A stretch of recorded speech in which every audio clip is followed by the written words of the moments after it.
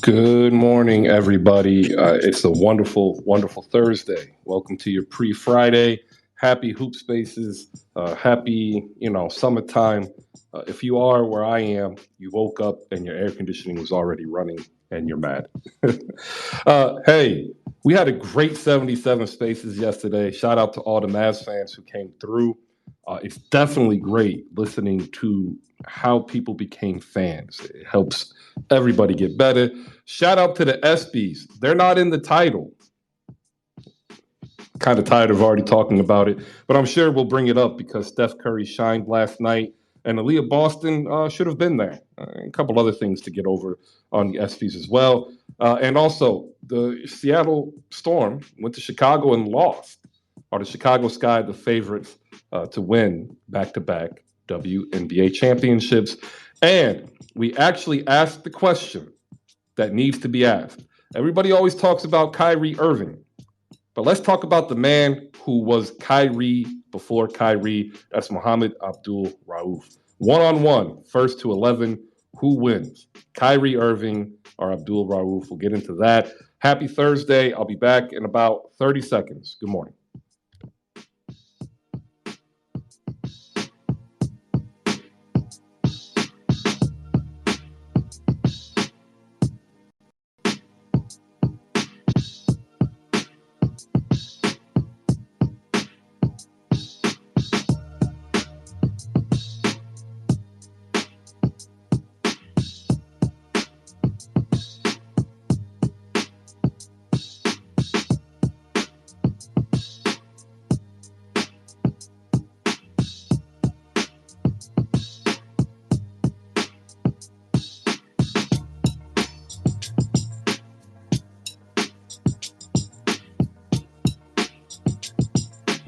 All right. Welcome.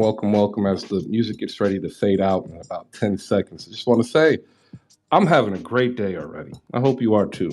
Ladies and gentlemen, great news out of Philadelphia. Better news out of the world of movies.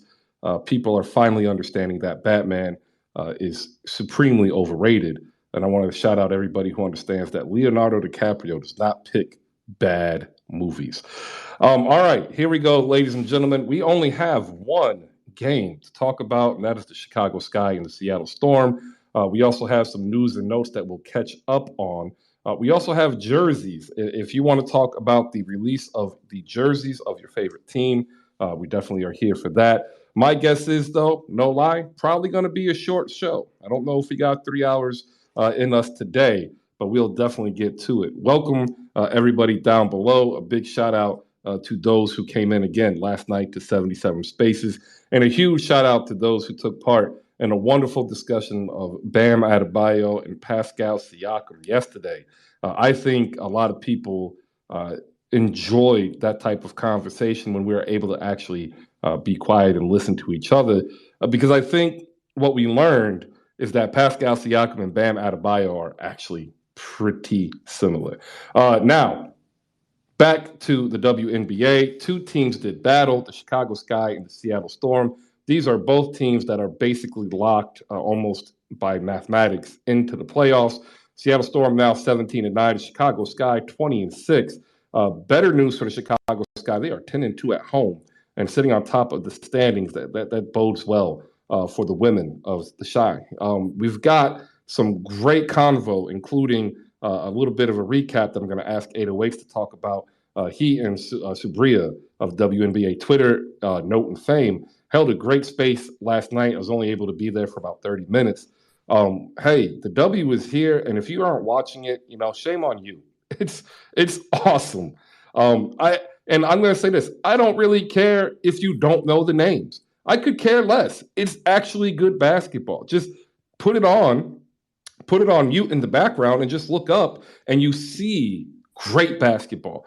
It was such a great game. They were separated by 4 points in the second quarter, and it was back and forth the entire way. 78-74, your final, Sky over the Storm. For the Storm, you were led by Breanna Stewart's 24 points on 9 for 17 shooting.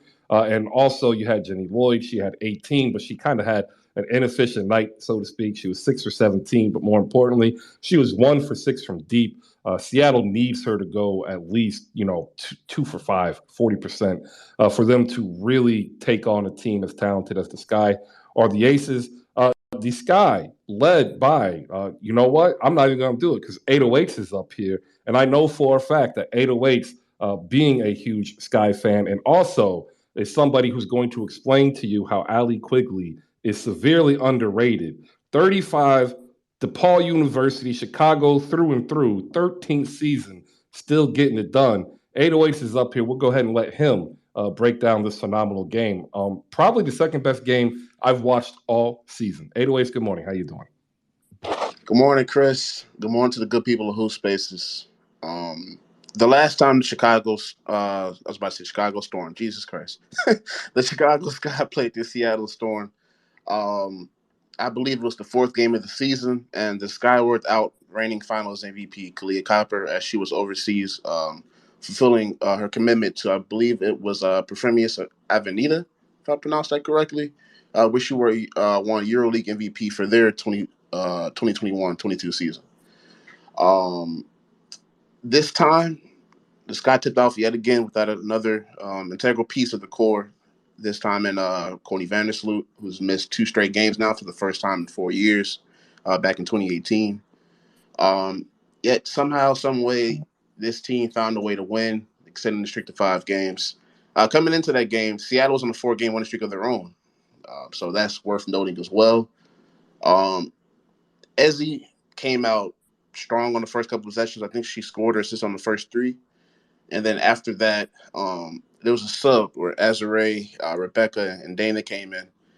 When they left, the Sky were up by 7, and they never trailed after that. Through the first 2 games they've played, though, this season, Breanna Stewart and Joel Lloyd have been neutralized, and I can say that firmly because in the first game, Joel Lloyd had 5 points on 2 for 10 shooting.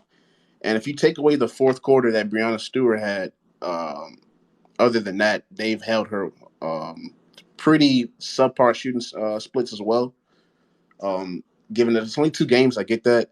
But the way Emma Mieseman was, locking the paint down, basically just from the perimeter into the rim on defense, it's something that Scott didn't have last season as far as like versatility and being able to move everybody around like that. And it's something that's really carried them to a 20-6 record now.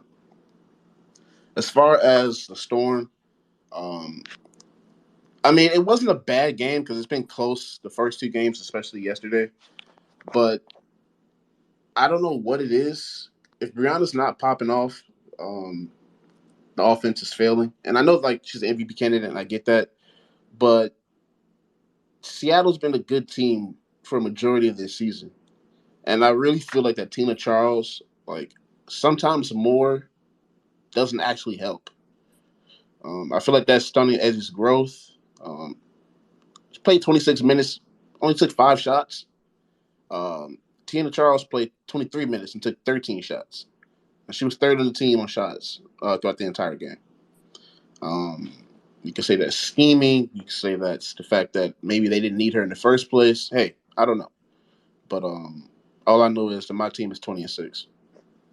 All right, and with that, the poll's up. WNBA Finals favorites, ladies and gentlemen. Who you got?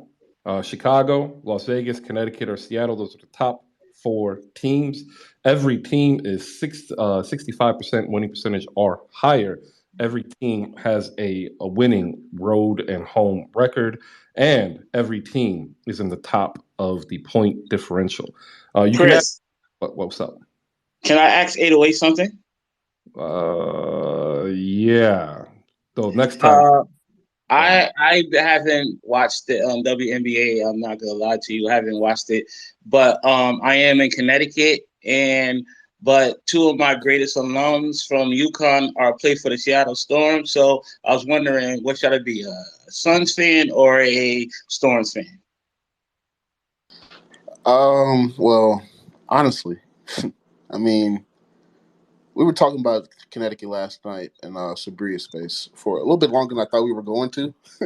We talked about Connecticut for a good hour because there's just so much going on over that needs to be talked about.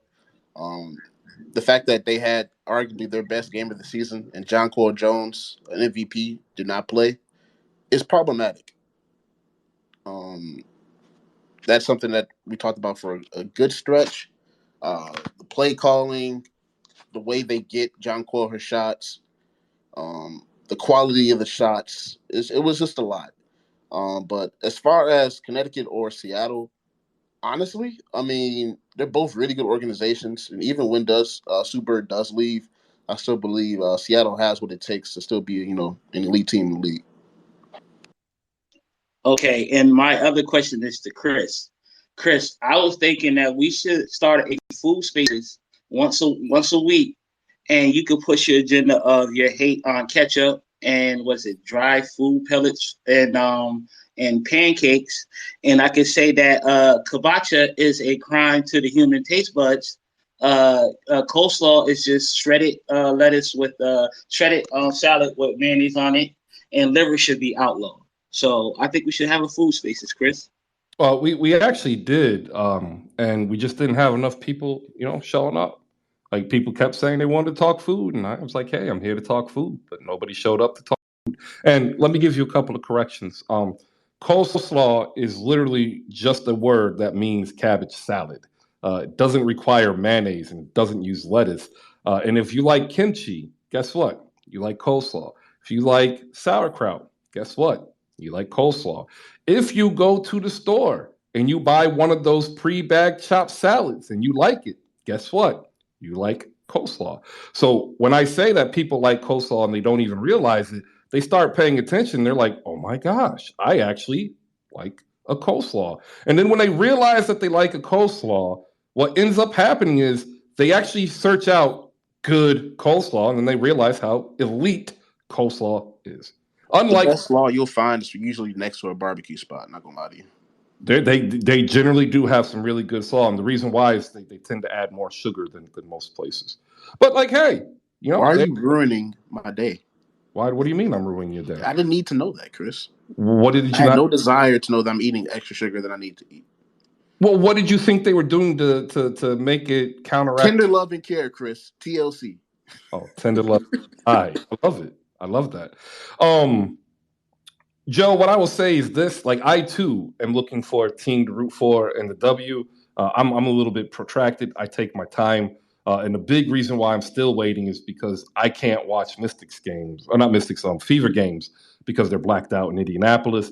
And like when I watch Mystics games, like I'm from the DMV, the issue is like their best players are about to go, and the same problem with Indiana. I've been through the process as a Sixers fan. Like I'm not trying to be like a front runner. I'm not trying to be a bandwagon, but like I don't know if my emotional fandom can handle another process. Like I haven't still recovered. It's been a decade. Good God. To the audience, Chris has been going back and. But saying because of what that's my favorite UConn alum. But then I said maybe I should try to root for the home team or saying where Brianna at. But yeah, you're cutting out. Go ahead, 808s. I said, yeah. To the audience, just prior info. Chris has been, dealing with these internal thoughts about what team to support the entire season. The season started in May. It's almost July. I mean, almost August. So, Hey, I'm slow with it. Like I don't lie. I take my time. I'm just waiting to see who makes the playoffs, right? Because Fever ain't doing it.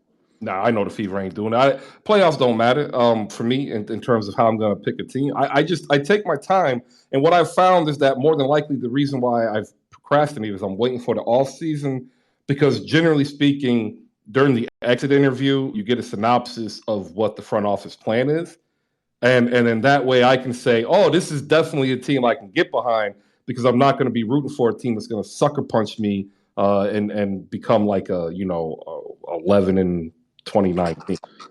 The fact that Chris is using an entire WNBA season to scout his next team is crazy to me. Why? You know what? Let's ask Dany D, ladies and gentlemen. Shout out to Dany D. Dany, is that crazy that I'm taking my time? And remind you, when I was a fan, it was because I was a fan of a team that no longer exists. Good morning, Chris. You can't do that, man. We're past the halfway point of the season. What we got? 808, like 10 games, 9 games left. something like that, and you talk about I'm gonna wait to the end of the season to pick my team. It don't make no sense that the season over. I don't understand how this doesn't make sense to you. No, it makes sense to me because it's your logic. But the season is over. No, you just my son did to me this morning. Like you can't tell me it doesn't make sense and then tell me it makes sense, right? Okay, so when the exit interview happens, is there a game after that? No. There is no game, Chris. You either choose your team and okay, I understand you waited 10 games into the season to pick who you're going to choose. But, dude, you can't wait till the season's over and then say, oh, I'm going to rock with this team. Let me ask it this way. Go ahead. Would you marry somebody in 10 days? I personally wouldn't do that. All right, then. Why you mad at me? But that's different. That's a life-changing relationship that could affect you mentally, financially, being a fan, physically. And being a fan, no, doesn't. So, like buying merch, buying tickets, traveling, rooting your team emotionally has zero weight. Right now, it doesn't, but it doesn't have zero weight for you because the season's over. So it's not going to affect you moving forward until we start again in May. So you don't get a chance to experience what me and 808 go through because you're a dollar short and a day late, sir. Come on. Well, but you do realize that you're not going to win this argument, Chris, with me. I'm letting you know that. Like more than just on court, though, right? For me, it's on court. They can do whatever they do in the regular. I follow my teams on court and off court. I mean, you can follow them, but the point is, what me and 808 are trying to say is, you either stick with your team and ride with them no matter how they look, and that's what you do. You can't sit there and say, "Oh, wait till the off season and see what the exit interview said." That's some. And I'm a nerd, but that's some nerdtivity to the nerdtivity of nerdtivities. Come on now. You wishy-washy quiz. Man up. Take it like a man. You know what it is? Shot. My man just waiting to see if Indiana's going to pick Leah Boston, the first pick next season. Yeah, and that's what you're waiting on. That's not what I'm waiting on. And you know what's really funny is one person knows one thing more than anybody else, and he hasn't been in here for a while because of work, and that's Bibbs. So shout out to Bibbs Corner. He understands something that y'all don't know, and it's like an inside joke.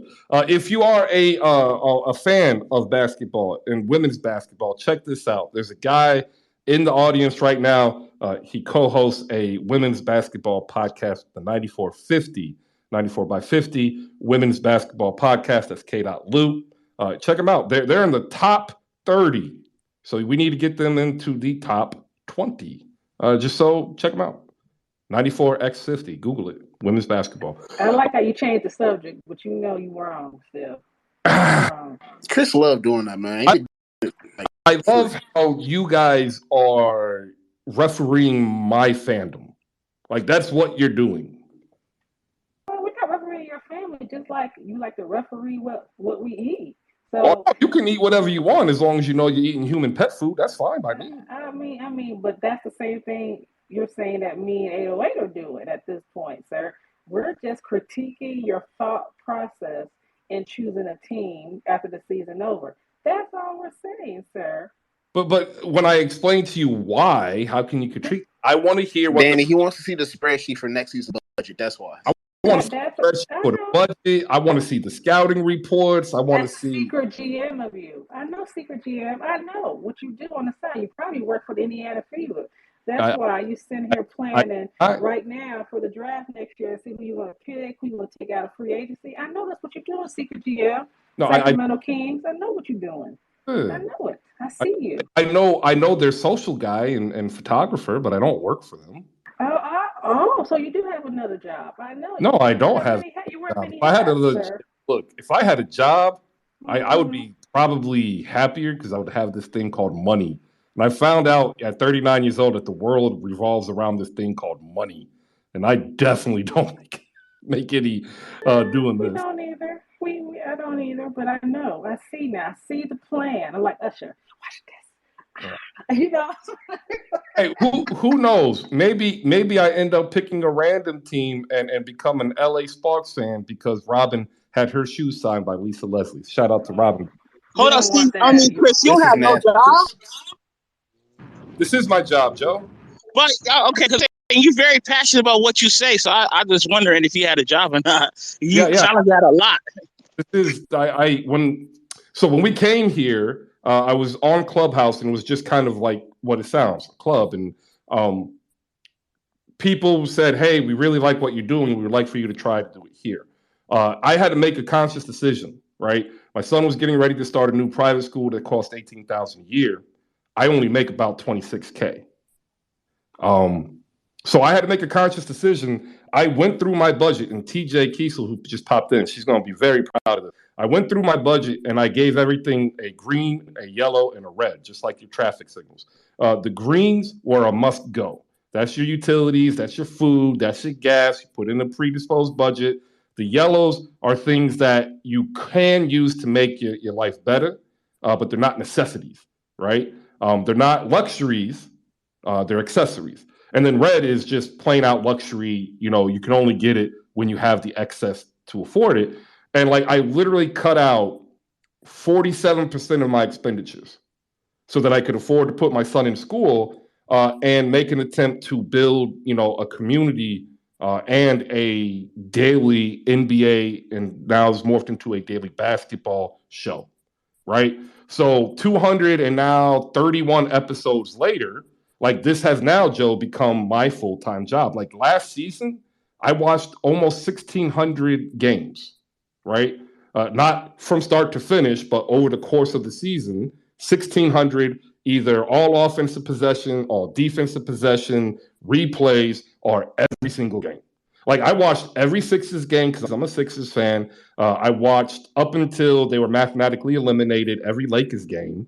I watched every Brooklyn Nets game because these are what, you know, people are talking about in national media. But then I still had to watch. Well, I didn't watch Pacers because we're blacked out, but I still had to watch the Heat. I still had to watch the Thunder. I still had to watch this team. So, like, this really became my full-time job. Just forget Bulls, huh? Okay.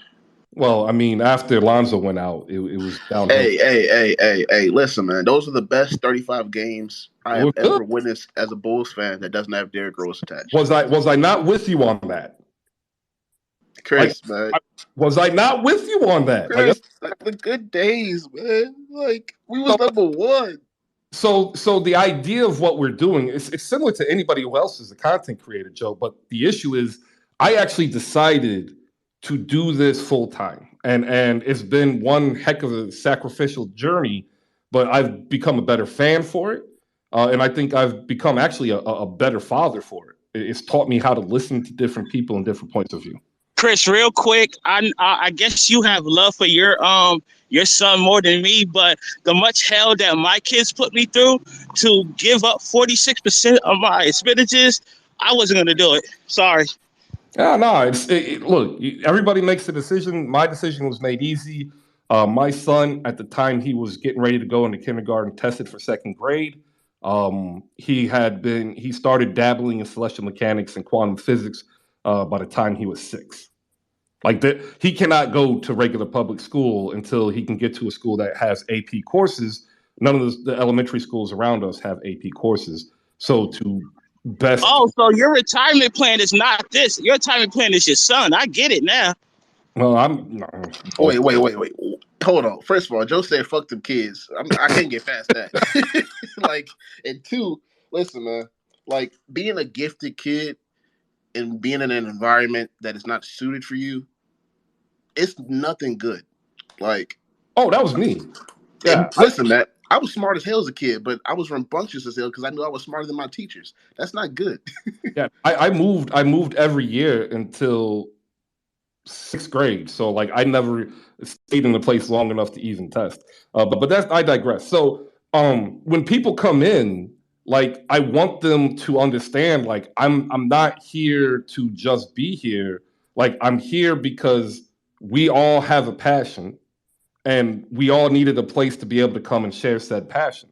But it takes, accountability. It takes, consistency. It takes responsibility and sacrifice. Like, tell me I'm wrong. Like, You're not wrong. In 808s, I have a special needs son, so he throws chairs at people. You know what I'm saying? I have to deal with DCS and these damn school teachers, shit like that. So sometimes, yes, fuck them damn kids.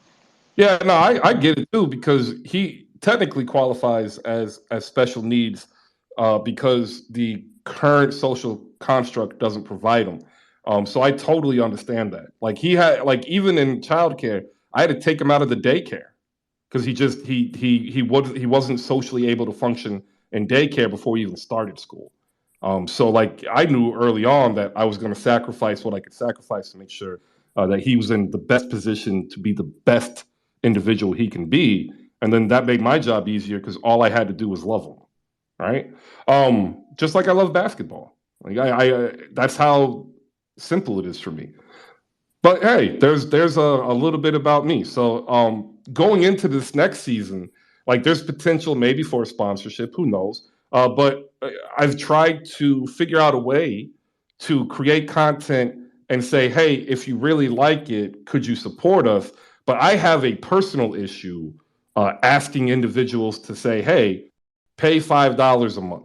And I do that, and I have that personal issue because for me, there are so many talented people that you should listen to. And I feel as though it handicaps people exploring, different avenues of their passion. But eventually we'll have either a Patreon or we'll use the super follower tool within Twitter Spaces. And then, like, we'll incrementally try to gain some monetization, which will just end up, reinvesting in Hoop Space. So it's like, I'm not even going to make money once I start making money. The only way I'm going to make money is if a brand or a network want to partner with me, right? And then that's why I've done things the way I've done it. So like 808s is probably going all the way back through the beginning of the season when he hooked up with us, and now understands even a little bit better, like, oh my God, this was planned. And yeah, it was planned. Because if I did everything else that everybody already did, this wouldn't happen. So that's why I chose Joe all the way back last year, July 5th, that this is what I would do. Once we got close to playoffs, I had to then make the conscious decision: am I going to try for a season 2 without a major sponsorship deal? And I've gotten to the point where I believe that I can make it sustainable. If I can't start generating a profit towards the end of season 2, I'll sit down and figure out what else to do. If not, Wait, I want to apologize right quick to the parents if I offended y'all. What I said, F them kids, I meant F my kids. Sorry.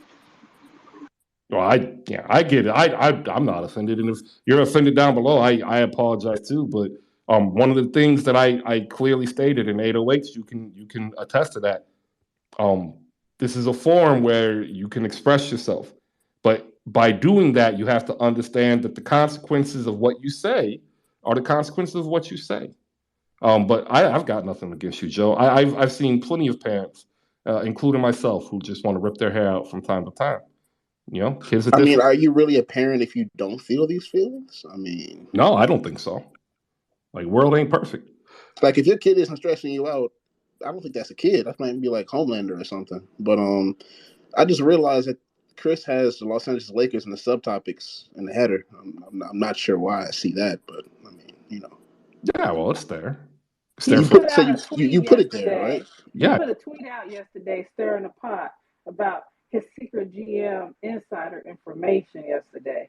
That's what this is all about. He think I don't know. I see Chris pot stir. What? Are you stalking me? That's scary. Chris, I'm not stalking you. If I was stalking you, you would know. Okay. Wait, what? That, like, geez, like my spidey senses just got tingling. That means we need to get back to basketball, everybody. Welcome to your pre-Friday edition of Hoop Spaces. I'm gonna hit this button to play some music. You are here because you like basketball. I am here because I like basketball. We are here because we like basketball, but we also like life. And last night was a wonderful reminder of what life was if you paid attention to the ESPYs. I originally had cut up the sound for Dickie V. This might be like one of the last times we were able to see and hear Dickie V. I didn't want to do it because I don't want to have a copyright issue on YouTube. The ESPYs were last night, and say what you want about the production aspect of it, but that is kind of like what we created here. And like that's what's really dope about it is I see now everywhere we go the future. And I appreciate every single one of you who've popped in at any given time since the beginning of the season. And like, to truth be told, like we've got the numbers. It's like in the hundreds of thousands. And that's a very humbling feeling to know that all of you have impacted all of those people. Just think about that. Like, it's not even me, it's you. It's all of us. But going back to the game last night, we have Seattle and Chicago. 808s just basically laid down the gauntlet. Chicago is the favorite. They will be repeating. Just listen to 808s. The Sky, you know, they're dominant. So are the Aces. Poll is up there. And I just want to know who voted Connecticut and Seattle as the favorites. That's just weird. The people with the disrespect hashtag in their bios, Chris. That's the people that voted for Connecticut. You know, a couple of weeks ago, maybe about a month or two ago, I don't know. COVID time has really messed me up. I'm not gonna lie to you. There's been campaigns on social media. See Jasmine laughing. Campaigns on social media for Candace Parker and Courtney Vandersloot for MVP. Now during those times, they were playing like MVP candidates, but the depth of this team has honestly like made those null and void. I mean, they won 2 straight games without Courtney. They won a game where Candace went scoreless. Like these things matter. And as far as the Aces, like there aren't that many teams in the league that can make their bench an issue, considering how talented their top-heavy team is. So besides Chicago, Connecticut, if Jonquel Jones decides to play like an MVP that she is, I don't really see many teams that can really like make them not look like who they are, you know? Yeah, I feel you, but I'm just, you know, I put that up there because the Sky got to the playoffs at 500. And I'm wondering with the trade deadline coming up tomorrow, which, by the way, if you didn't know, tomorrow, 8 p.m. is the trade deadline. If a team were to trade, let's say, for Skylar, like, could that be enough to galvanize a team who's not the top 2 and do what Chicago did last year, come in at 500 and then run the table? To be honest, for some reason, and I mean, I don't know why they think this, but I think Phoenix thinks they have a run left in them. So I think that Skylar will be staying. Ooh. I mean, right now, 11-16. I mean, only 5 games under 500. I can see that happening, but they're not making the playoffs now. All right. I want to welcome CJ, the Unathletic. He hosts a pod called the CJ Unathletic Pod, or the Unathletic Podcast by CJ. Drops every Friday. CJ, good morning. How you doing? It's been a minute. Hope everything's cool. Yeah, a lot's been going on, but I'm doing much better now. How you doing, Chris?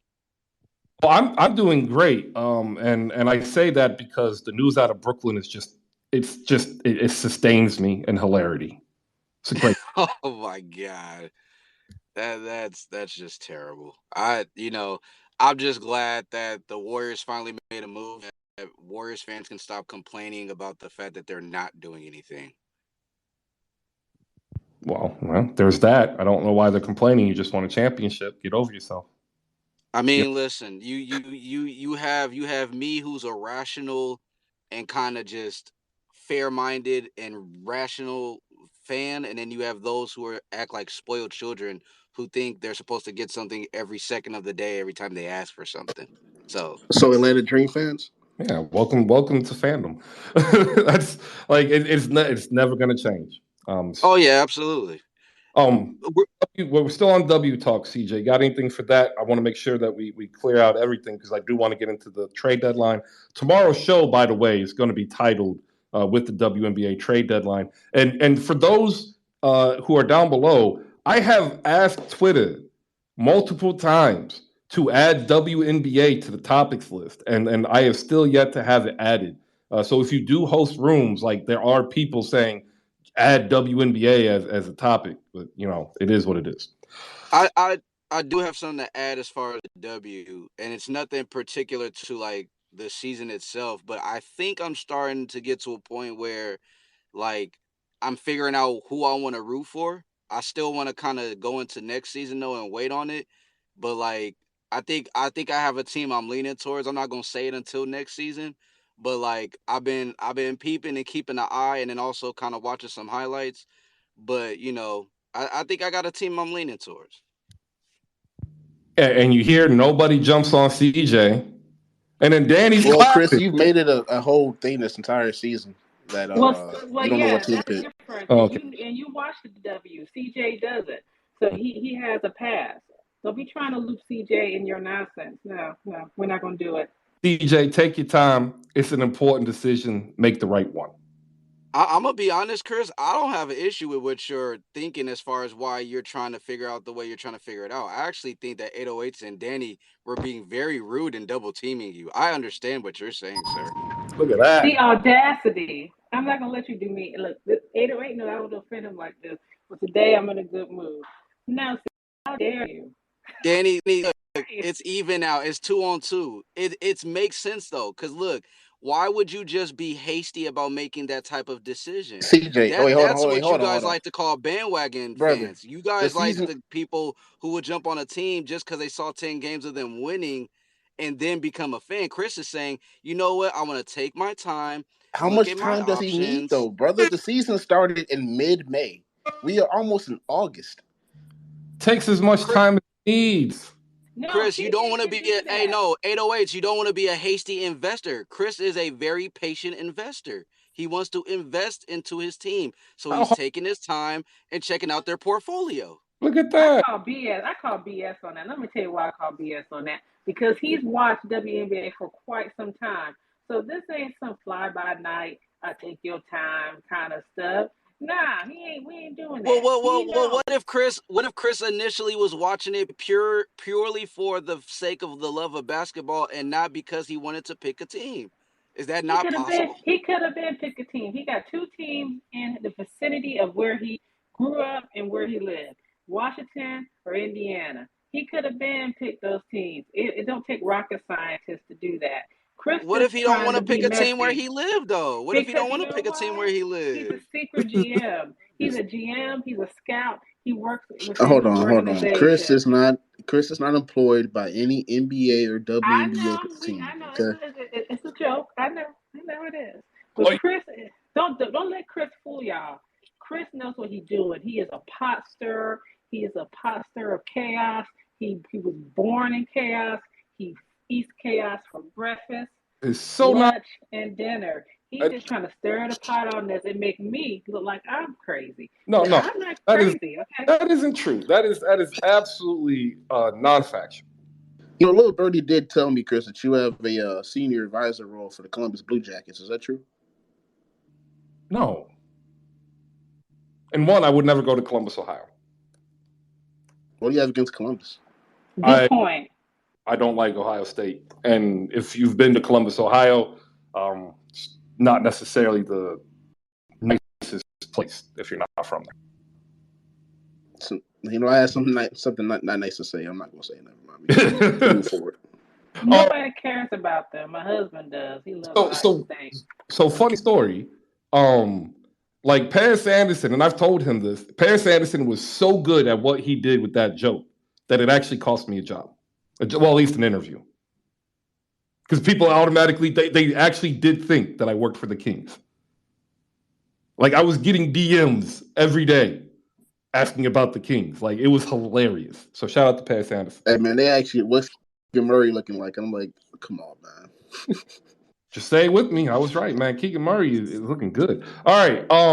You and me both, Chris. Trade deadline. Both right. Tomorrow's the trade deadline. I'm hoping KDOT could pop up here because I know he's definitely more in tune to this than I. I need to know where the moves are going to be because the way that I see it is it seems as though every team except for the top four are done. Like, I see it how they play, like they're playing to win the game, but like I'm not seeing the type of push that you expect to see when you only have, 9 games remaining? Why are we not seeing more movement within the WNBA mediaverse about potential trades from some of these vets to get these teams that are close over the hump? And up, On stage now is KdotLew, co-host of the 94x50 Women's Basketball Podcast. K-Dot, good morning. How you doing? Good morning. Good morning. How's everybody doing? Everything's all good. I wanted to. So, what's funny about the trade deadline is that the trade deadline has actually already passed. The trade deadline was last week. My bad. No, it's all good because a lot of people thought that the 22nd would have been the deadline, but it was actually the 15th. The only thing or the only move that was really made wasn't necessarily a trade. It was Bria Hartley being waived, and it was her signing to Connecticut was the actual move.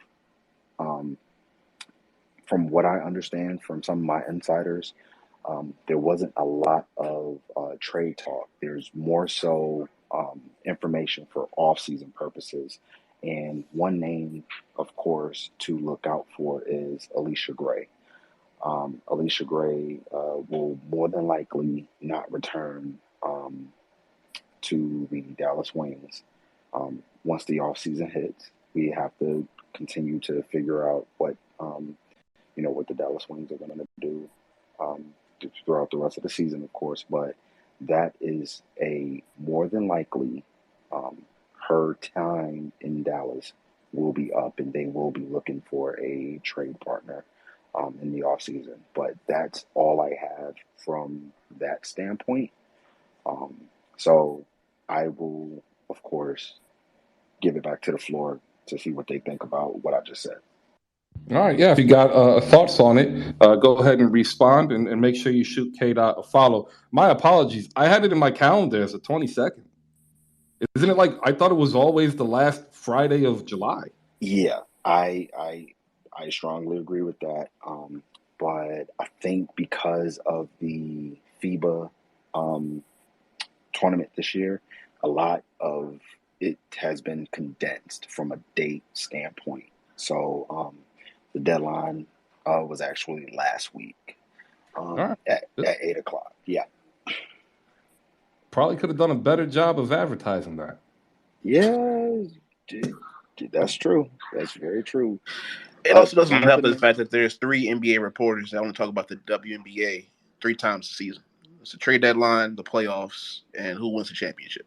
Right. It's a WNBA thing. So I'll leave it at that. All right, Danny 808 CJ, do you want to hop in and give your thoughts on what KDOT just dropped knowledge on us with? And also, if you're down below and you want to come up and be part of the discussion, go ahead, raise your hand. And if you're afraid or anxious or you just don't want to talk, there's a chat box in the bottom right. And if you hop in there, I'm about to hop in there again, and you can put in your questions. We'll get that up to the floor. We'll go to 808 first, and then Danny, and then CJ, if you got anything. If not, we'll keep it moving. I mean, so maybe submission by attraction is, maybe that would actually help in Dallas, given the makeup of the roster. But what exactly would they be looking for, per se? Because, they already got more than enough bigs that they don't even use. Are they looking for another guard, a bigger wing? So, from my understanding, and before I answer that, I want to give a shout out to Lo, who's down there in the audience too. She's a part of the committee. One of the best WNBA platforms that they have. They have a space every Tuesday at 7:30. So check them out as well. And she can probably attest to this as well. But I think there's more so the idea of the future, which is 2023 and 2024. From a draft pick standpoint, I know that their roster is loaded, right? And I don't mean loaded by necessarily quote good, because they can be good based off of the roster. But I think they're going to be looking for more so kind of draft picks, stashing them. And another name within the Dallas Wings organization who could possibly be on the move from a free agency standpoint is Isabel Harrison. And that means that's another body that would be, essentially not a part of the future of the Wings. So those two names that I just mentioned for the Wings, that could, you know, be a possibility. But again, you know, just from that standpoint, we have to also look at kind of like the inconsistencies that we've seen with Dallas. You know, some games you think they can, you know, be worth of a contending team, and then other games you're like, what are they doing? It's just the inconsistencies of that, and then you also got to look at coaching as well. Coach Vicky Johnson has taken over, and again, that same word of inconsistency has always been floated. And just looking at kind of like rotations and the way that, you know, she makes her rotations and all of that, that's also been in question all season long. So, you know, it's one of those things with Dallas, is like, just like 808 said, you know, sometimes, you know, addition by subtraction is probably your best bet. But from a trade standpoint, I could assume that they would probably still look for more so draft picks than actual players, because of course the players that they have on their roster now, I mean, you can essentially play, right? They already waived Mariah Jefferson earlier in the season because they felt like Ty Harris, and I believe this as well, Ty Harris, from a point guard standpoint, can lead that team a little bit better, if you will. Mariah Jefferson, fantastic player, can score the ball, but from a point guard standpoint, floor general standpoint, it's just a little bit different. And I think that's what Dallas was looking for earlier in the season. That's why they decided to waive her. And now Mariah Jefferson is having a pretty good season in Minnesota, even though the record doesn't reflect it, right? But I think when it comes to looking at the overall spectrum of what the Dallas Wings are trying to do, the answer to that is we don't know what they're trying to do. And it's funny to say that, but at the same time, a lot of the players who are in their prime right now, they don't want to lose their prime years, you know, just being average, you know, something like that. So I think the best move for both Alicia and Izzy is to just, you know, look for greener pastures, and we'll see what Dallas is able to do, you know, with all of that being said. All right, we've got Lo from the committee up here, and by the way, they like KDOT said, Tuesday nights, and what's really cool about it, I track spaces, right? Like I this is something that I do. They consistently put on a better product and have more viewership or audioship than WNBA themselves. So we'll hop right over to Lo. Lo, any thing you want to add in here on KDOT's great soliloquy or you know or expose? And your question to you, there's a poll: Sky or Aces, your favorite for the WNBA Finals? Oh, okay. So I agree with everything K-Dot said, and I wanted to add that Satu wants out as well.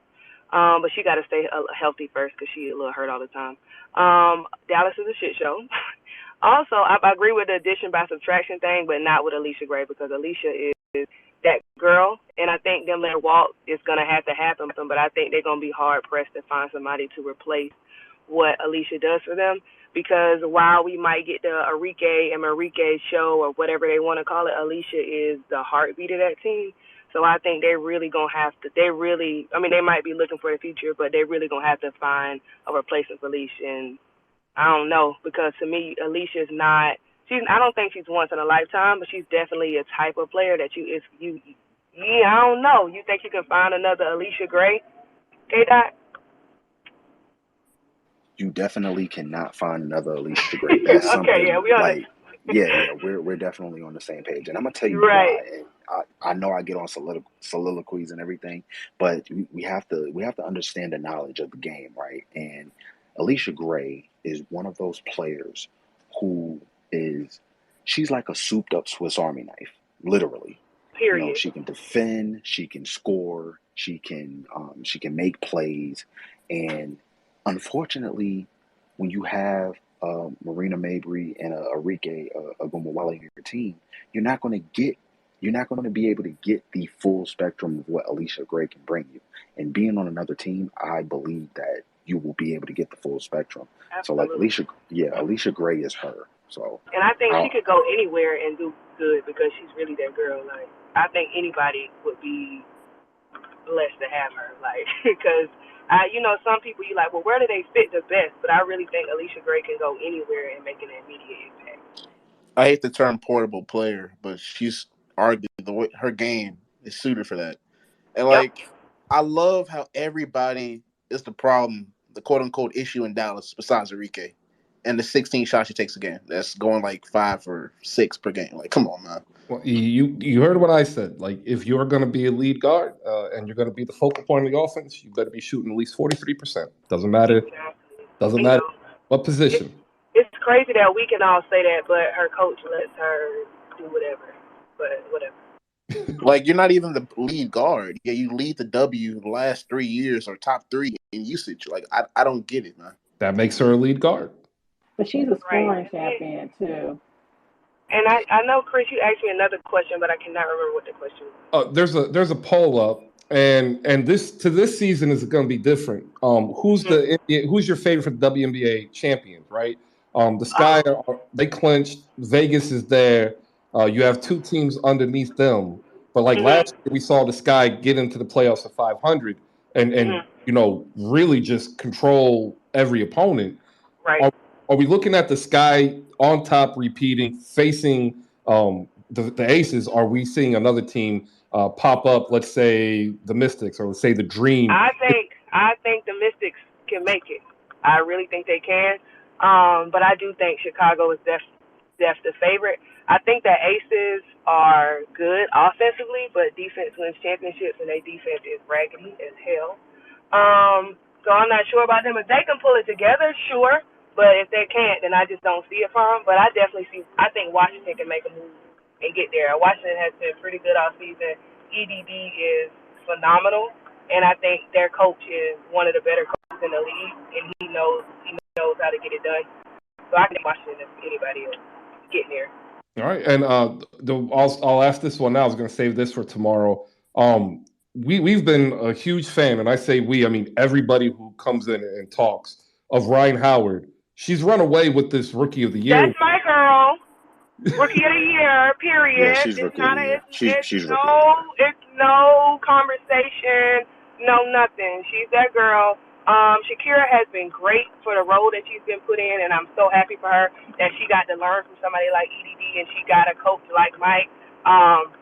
She's done great, but it's just no competition. Ryan is shouldering, like, Ryan carrying the team. She's doing so with grace. Yes, she has some off games, but she's still averaging like 14, 15 points a game. It's Rhyne Howard, and that just is what it is, period. All right. That's what I've said. I'm just now starting to see, like, Alexa, and I always say her last name wrong, Philippou, and a couple others, they've been putting in Shakira Austin as saying, hey, we got to look at the totality of what she's asked for and how she's progressed, and how maybe Ryan is plateaued. And I'm sitting here like, no, you don't.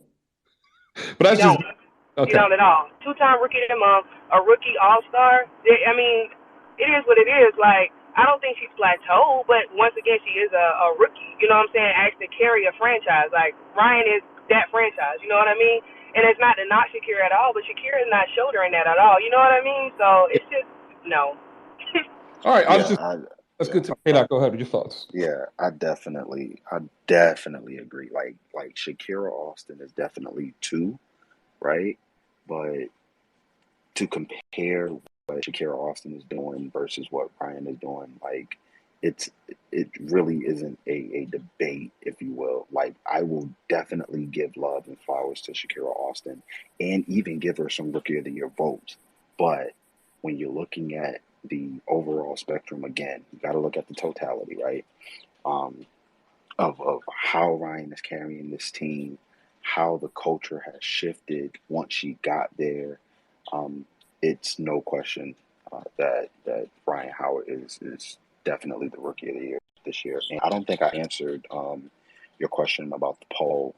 Yes, the Chicago Sky are the favorites, right? But I have to agree with Flo. You do not want to get into a matchup with the Washington Mystics, because once the Washington Mystics, I think what Mike Tebow is doing is pretty smart from an Elena Delle Donne standpoint of trying to give her as much rest as she needs during the regular season, trying to make sure that they are at least close to 500 when she doesn't play, to get themselves in a great seeding position, and will be able to compete. I think they can compete with any of the teams in the top four, right? I think they're sitting at between 4 and 5 right now, but they can compete with any one of those teams. And I think that Mike Tebow is preparing for the playoffs more than people would think. So Elena Delle Donne, I think she'll be ready for the playoffs, and they are one of the teams that I'm looking at closely, to make a good run. I think my biggest issue with this whole Rookie of the Year thing is, I know Ryan's run away with it, and it's been her award really since the pit of basketball. I mean, honestly, like she's just been that person the entire season. Go ahead, 808. So after you're done, 808, let CJ and Dany D pop in their hands up. Appreciate it. Yeah, but like I know the Fever or 5 and whatever, like it's been a running joke this entire season. But Nalissa Smith has been balling, man. Like she's averaging like 13 points, almost a double-double, and like nobody's talking about it because the Indiana Fever are the Indiana Fever. Definitely agree with that one too. 808s. The top 3 picks this year, they've definitely been balling. I wouldn't dispute that at all. CJ, hop in here, and then after CJ, we'll go to Dany. Lo, you can pop in after then. I want to say thank you for everybody popping in, making your pre-Friday Hoop Spaces a part of your day. All of us here that are speaking are appreciative of you popping in and listening. But you know what? We have room up here, and if you want to come on up, now's the time. We've got 3 All-Stars up here that you can ask any question about the WNBA. To me, if I had a question, I would figure out a way to get 30 seconds to try to do it. And if you can't, just tweet at us. Either at us or put it in the chat box so we can answer it. CJ, go ahead. So I'm just enjoying the wealth of knowledge that I'm getting out of this. But I have a question as far as the trade deadline, because it's interesting to me that they have it so late in the season, but I also think like it's a great idea. So I'm just curious if you guys know why that is, or like what's the kind of like the idea behind why they may do it so late. Because like I find that intriguing that they do. I can only answer from a perspective of you have to look at how many women are playing in this league, right? There's tons of talent out there, but there at this point is what low. I would say 132.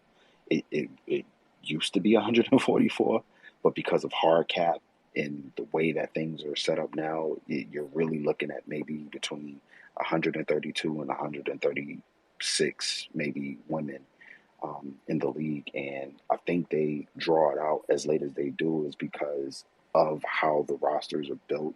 Sometimes you get hardship contracts. Sometimes you get 7-day contract. So sometimes I think from a scheduling standpoint, every year is different because you have international competition.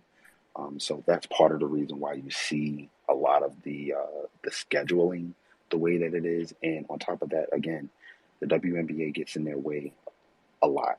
So when you also look at the fact that they schedule things so last minute, sometimes, you get those type of results. But I can only speak for kind of like the knowledge that I do know, or the knowledge that is given to us, because a lot of the business is hush hush as well, and sometimes you got to wring people neck to kind of figure out what's going on. So, I'll digress on that, but I'll add to 808s and low if you have additional knowledge to that, if you want to speak on it.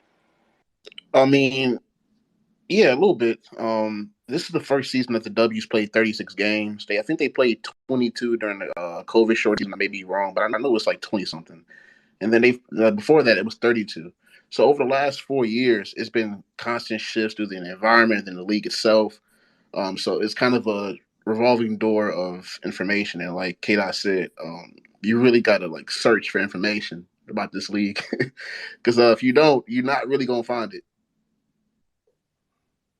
Danny, go ahead and hop in here with your thoughts and questions, and then we'll ask Robin's favorite question: why are we not talking about the Sparks' inevitable run?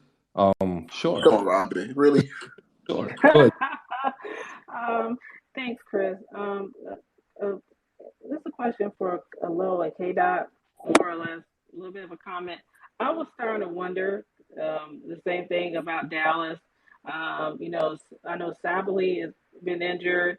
You know, Isabel, when she had that tweet, and somebody, or TikTok, and somebody, or IG, and somebody reposted it and then was suddenly deleted. And the thing with Gray, because I follow South Carolina Gamecock basketball. I know what she brought to that shit with Asia. I know what she could do, and it's just a shock that they can't even play her. So thinking about, if you're hearing that they're probably going to remove these players, do you have an idea, in your opinion, what would be a good fit for them? Is there possibly I can get Gray with Asia again back in Vegas? Shoot, can I get all of them in Vegas? I don't know, but hey, I'm greedy.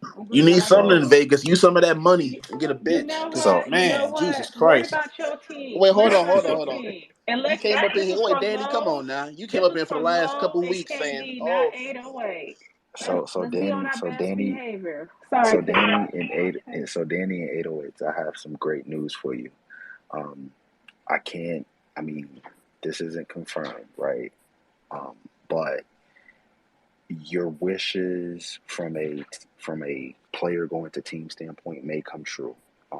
It is a favorite that Alicia can be a Las Vegas Aces next season, and there is a chance that Izzy can be a Chicago Sky next season, and I'll just leave it at that.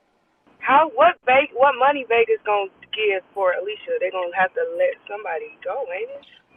Yeah. So somebody gonna have to go. And RW would probably be the one, even though she just got that deal. Yeah, that's the one. Yeah.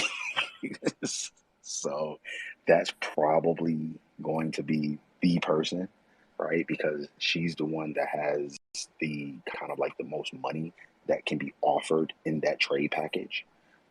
And we don't know if Las Vegas is going to be stingy with their picks. I can't remember how many picks that they do have in the 2023 or 2024 draft, but we know that draft is going to be a sick one, both of them. We know that at least 10 to 12 players in both of those drafts could be problems, right? Like, and I mean problems as in like they could definitely catapult what we look at in the future of the WNBA. These are really good drafts that are coming up, in my opinion. Just by looking at the name itself, you know what I'm saying. So those are that's the name, right, Lo, for the Aces if they do think about trading for Alicia Gray. She's literally the only contract that will make the money make sense from a hard cap standpoint. And then if they wanted to add, anyone else, they probably would. So I'll go back to 808s and Danny and Lo, for their opinions on it. All right, hop on here, guys. Otherwise, we're going to let Robin tell everybody why the LA Sparks are not going to make a run. Hey. But no, before Robin, we can't do the Sparks. They ain't gonna go. No. I actually had a question about the trades. Danny said, "Be real." I actually had a real question. Though I am also right. Why can't Izzy come to LA? Can anyone come to LA? Can someone who can rebound a ball in LA? So you guys remember Derek Fisher tried it, right? And it failed. But he's gone now. We are now released from our shackles. We are released. I get it. So I mean, I don't know what else to tell you. Listen, man, all I know is all gave James Wade Emma Meeseman. If he acquires more talent the next offseason, like, y'all just gifting him another ring at this point? I don't know. I was going to ask Robin why the Los Angeles Sparks are going to be replaced by the Phoenix Mercury in the playoffs, but I don't think. Wait. Hold on. Excuse me. This is bullying. Did you hear that? Did he just say DT supremacy? I can't get on that train, brother. Can Dany take this one? Oh, Dany can take it. I think what'll happen is DT gets injured. Skylar leads the Phoenix Mercury to the 8th. Dallas moves up to the 7th as the Los Angeles Sparks lose 3 in a row to fall out at the end of the season. I'm trying to be nice, Robin, about the DT thing. Yeah, I'll probably break her leg too, like a Nancy Care thing. But you know what? That's what I'm tired of her. No, I disagree with that. I think the Sparks might have one little good push. They might make that last spot. That's just me. They got the talent for it. The Sparks definitely can make a push. Like, they definitely can. I can see it for sure. If we get one more person back from I don't want them to prosper. I don't want them to prosper because I don't like how they do Kennedy. So that's that. But I definitely can see their push. That is not how they do Kennedy. That is, I think a lot of that is how Kennedy does Kennedy. I disagree. Like, we can't. Like, the Sparks are the 3rd team now? Like, we can't put this all on. Second, but Atlanta ruined her. But that's a whole other conversation for another day, so we won't get on that. And she got a knee thing, apparently, is what they're telling us. So, okay. I have complicated feelings about Kennedy. I would like her to play as well, but we have seen that it is not working. And it's not that the Sparks are the healthiest organization and that I trust any of the decision makers there, but Kennedy, I don't even think Kennedy would be next to our Rose. We need someone who will rebound the ball and play inside. Can I give you my rationale of why I say this? And I'm gonna hit this button because I want to name me the team that has the 2nd worst opponent's points per game. Indiana Fever. They have the worst. Guess who's 2nd? The Minnesota Lynx. Nice try. This is so mean. Wait, what? Damn. Yeah, we don't have any defense. If Brittney got COVID, and then ain't y'all got Liz defense for a week, and she's 6'7", 6'8", 85.8 points per game for number 2 in worst category. That's a 4.8. Wait, hold on. Ain't the Aces in that right there, the top 4 too? Yeah, but they also score 90.7, so they have a 5+ differential, not a 5 negative. That's why. Why you got the Aces name in your mouth? What is that? The Dallas Wings. Because y'all are pretenders, all right? The Dallas Wings, they score 81.6, give up 82.3. That's 0.7. The Mercury score 82.7. They give up 85.7. That's a 3-point. And the Sparks defense is trending down if you look over the correlation of the last 10 games. I mean, it doesn't hurt the fact. Brittney Sykes had COVID. She's back now. We still don't have a rebounder, which we don't have too many second chance points. We throw. Damn, Shanae can't grab a rebound. The 6'8" center can't grab. Oh, is she out? That's what I said. Let's see. Go ahead, Robin. Finish up. Jazz is going to come up here. She wants to add something into the discussion as well. So we had that little 3-game. I thought things were turning around for us. I think that if there was just a little bit, one more healthy person. Also, Olivia Nelson-Adota, can we give that girl her flowers? Like, she's not gonna get, but as a rookie, she's playing really well. I would have started her over Liz in the 2nd week. Like, at least she hustles. At least she's out there trying. Like, again, I could be fully delusional and say we're going to win it all. If I'm being honest with myself, which I don't like to be honest with myself because where's the fun in that? But if I'm being honest with myself, if the Sparks can get someone on that team to help NECA on the boards, like we need a rebounder who can then also go up and get second chance points. But like, a little more defense and a rebounder, and I think we could do it. I think we could. I love the eternal optimism. Emily Austin is up here as well. Emily, do you want to add anything to the W discussion as we get ready to transition to some news and notes that we skipped over yesterday for the NBA? And we got a real quick talk about Philly committing to the future. And then we do have a Kyrie versus Abdul-Rauf conversation that I do want to get to, that I also want to hear some of y'all thoughts on, because I believe that, Abdul-Rauf is in a similar position in my mind in basketball history that Oscar Robertson is, and he does not get enough credit. That's just me. But if you guys want to come on up, Emily, go ahead and go. If you're down below and you want to come on up, raise your hand. All right. I guess she's not here or busy. The last thing that I do have as a question for the W, and this is for me, and you guys actually already started. Wait, hold on. How come Emily doesn't get the horn? Because she said she might not be here. Oh, okay. If you send a DM and say, "Hey, I got something to say, but I might have to do this," I'm not. You're telling me. Mm-hmm. What? Dang, the 808, you love that horn. I'm glad Chris don't give you control of it. Jesus. He had he's had it before. I've had to take it away a couple times because it started being like this, and then I'm like, dang man, why are you so angry? He's just muting everybody. It was great. Listen, Chris, if you're a Bulls fan and with great power comes great. Are you serious? Wow. I have a button. Wow. That's good.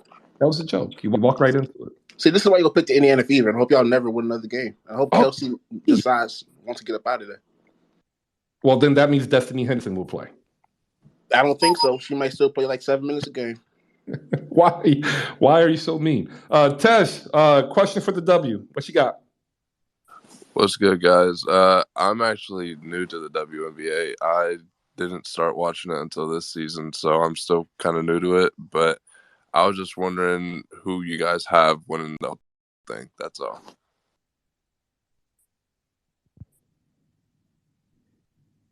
Well, over here, brother. Wow. Really? There's multiple people up there that could have responded, Chris. You get me the horn? Everybody. That's crazy. Doesn't know. She's at the door. I was at the door letting my dogs out when that question was asked. Lo doesn't know, so she's absolved. But CJ, Danny, and 808s and M, y'all know how it is. Oh, I didn't want to overstep my boundary. You're fine. I can't even answer that question, Chris. It doesn't matter. He was asking to everybody. Lo, go ahead, just hop in here. The Chicago Sky. That's who I have, by the way. I have the Aces still. Okay, I believe. Defense wins championships. That defense is crazy. Yeah, Chicago's defense. Hey, yo, Southside born and raised. You already know what it is. All right, that's 3 I'm to still 1. trying to figure out how I get the horns, and I can't even answer the question. Because the question was to everybody. Just like everybody picked Boston to beat Golden State, that's who we are. We're going to take it. Yeah, we're going to shock the world. How are you going to say everybody picked Boston to beat Golden State when 57% of the betting public picked Golden State? I don't go by the betting public because bets are a different thing. They bet on everything. I don't trust anything with Vegas. So, thank you. Okay, if the Aces can get some defense, though, I could see them winning, but they got to figure out their defense. So if they did get there, I wouldn't be surprised, but their defense just got to be better. I'm going to answer the question since apparently I'm supposed to, since I'm on stage. I'll go with the Chicago Sky and go with the majority, but I don't appreciate the fact that Chris is forcing me to answer this question when I can't give an informed answer. Sometimes in life, you don't have the ability to give an informed answer, yet a decision still needs to be made. Congratulations. Fun, bro. It's all fun. Just pick one, No, see, you have to understand. I said just pick one. CJ, I understand CJ. He wants to make sure that when he gives an opinion that it cannot be assailed and that it can only be assailed via fact. I respect that. It's totally cool. Emily's back. Yes, too many times people give opinions in sports where it's BS and they didn't really look into it. And I'm not one of those people who like to be looked at as, oh, that's BS coming from CJ. I'm just saying. Speaking of BS, if you look up top, The Luther Breakfast Burger. That is 2 glazed donuts with strawberry icing and sprinkles, a half-pound patty, cheese sauce, melted cheddar cheese, hot dog, bacon, and mayonnaise.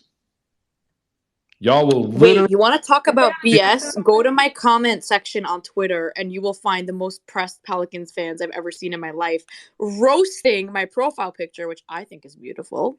Well, very humbly. You did. So that is some BS right there. You did put out a tweet of a single pelican. It was funny as fuck. I'm walking in the streets of Greece. My Long Island accent just came out. I'm walking in the street and I see a pelican. And there's a group of people surrounding the pelican.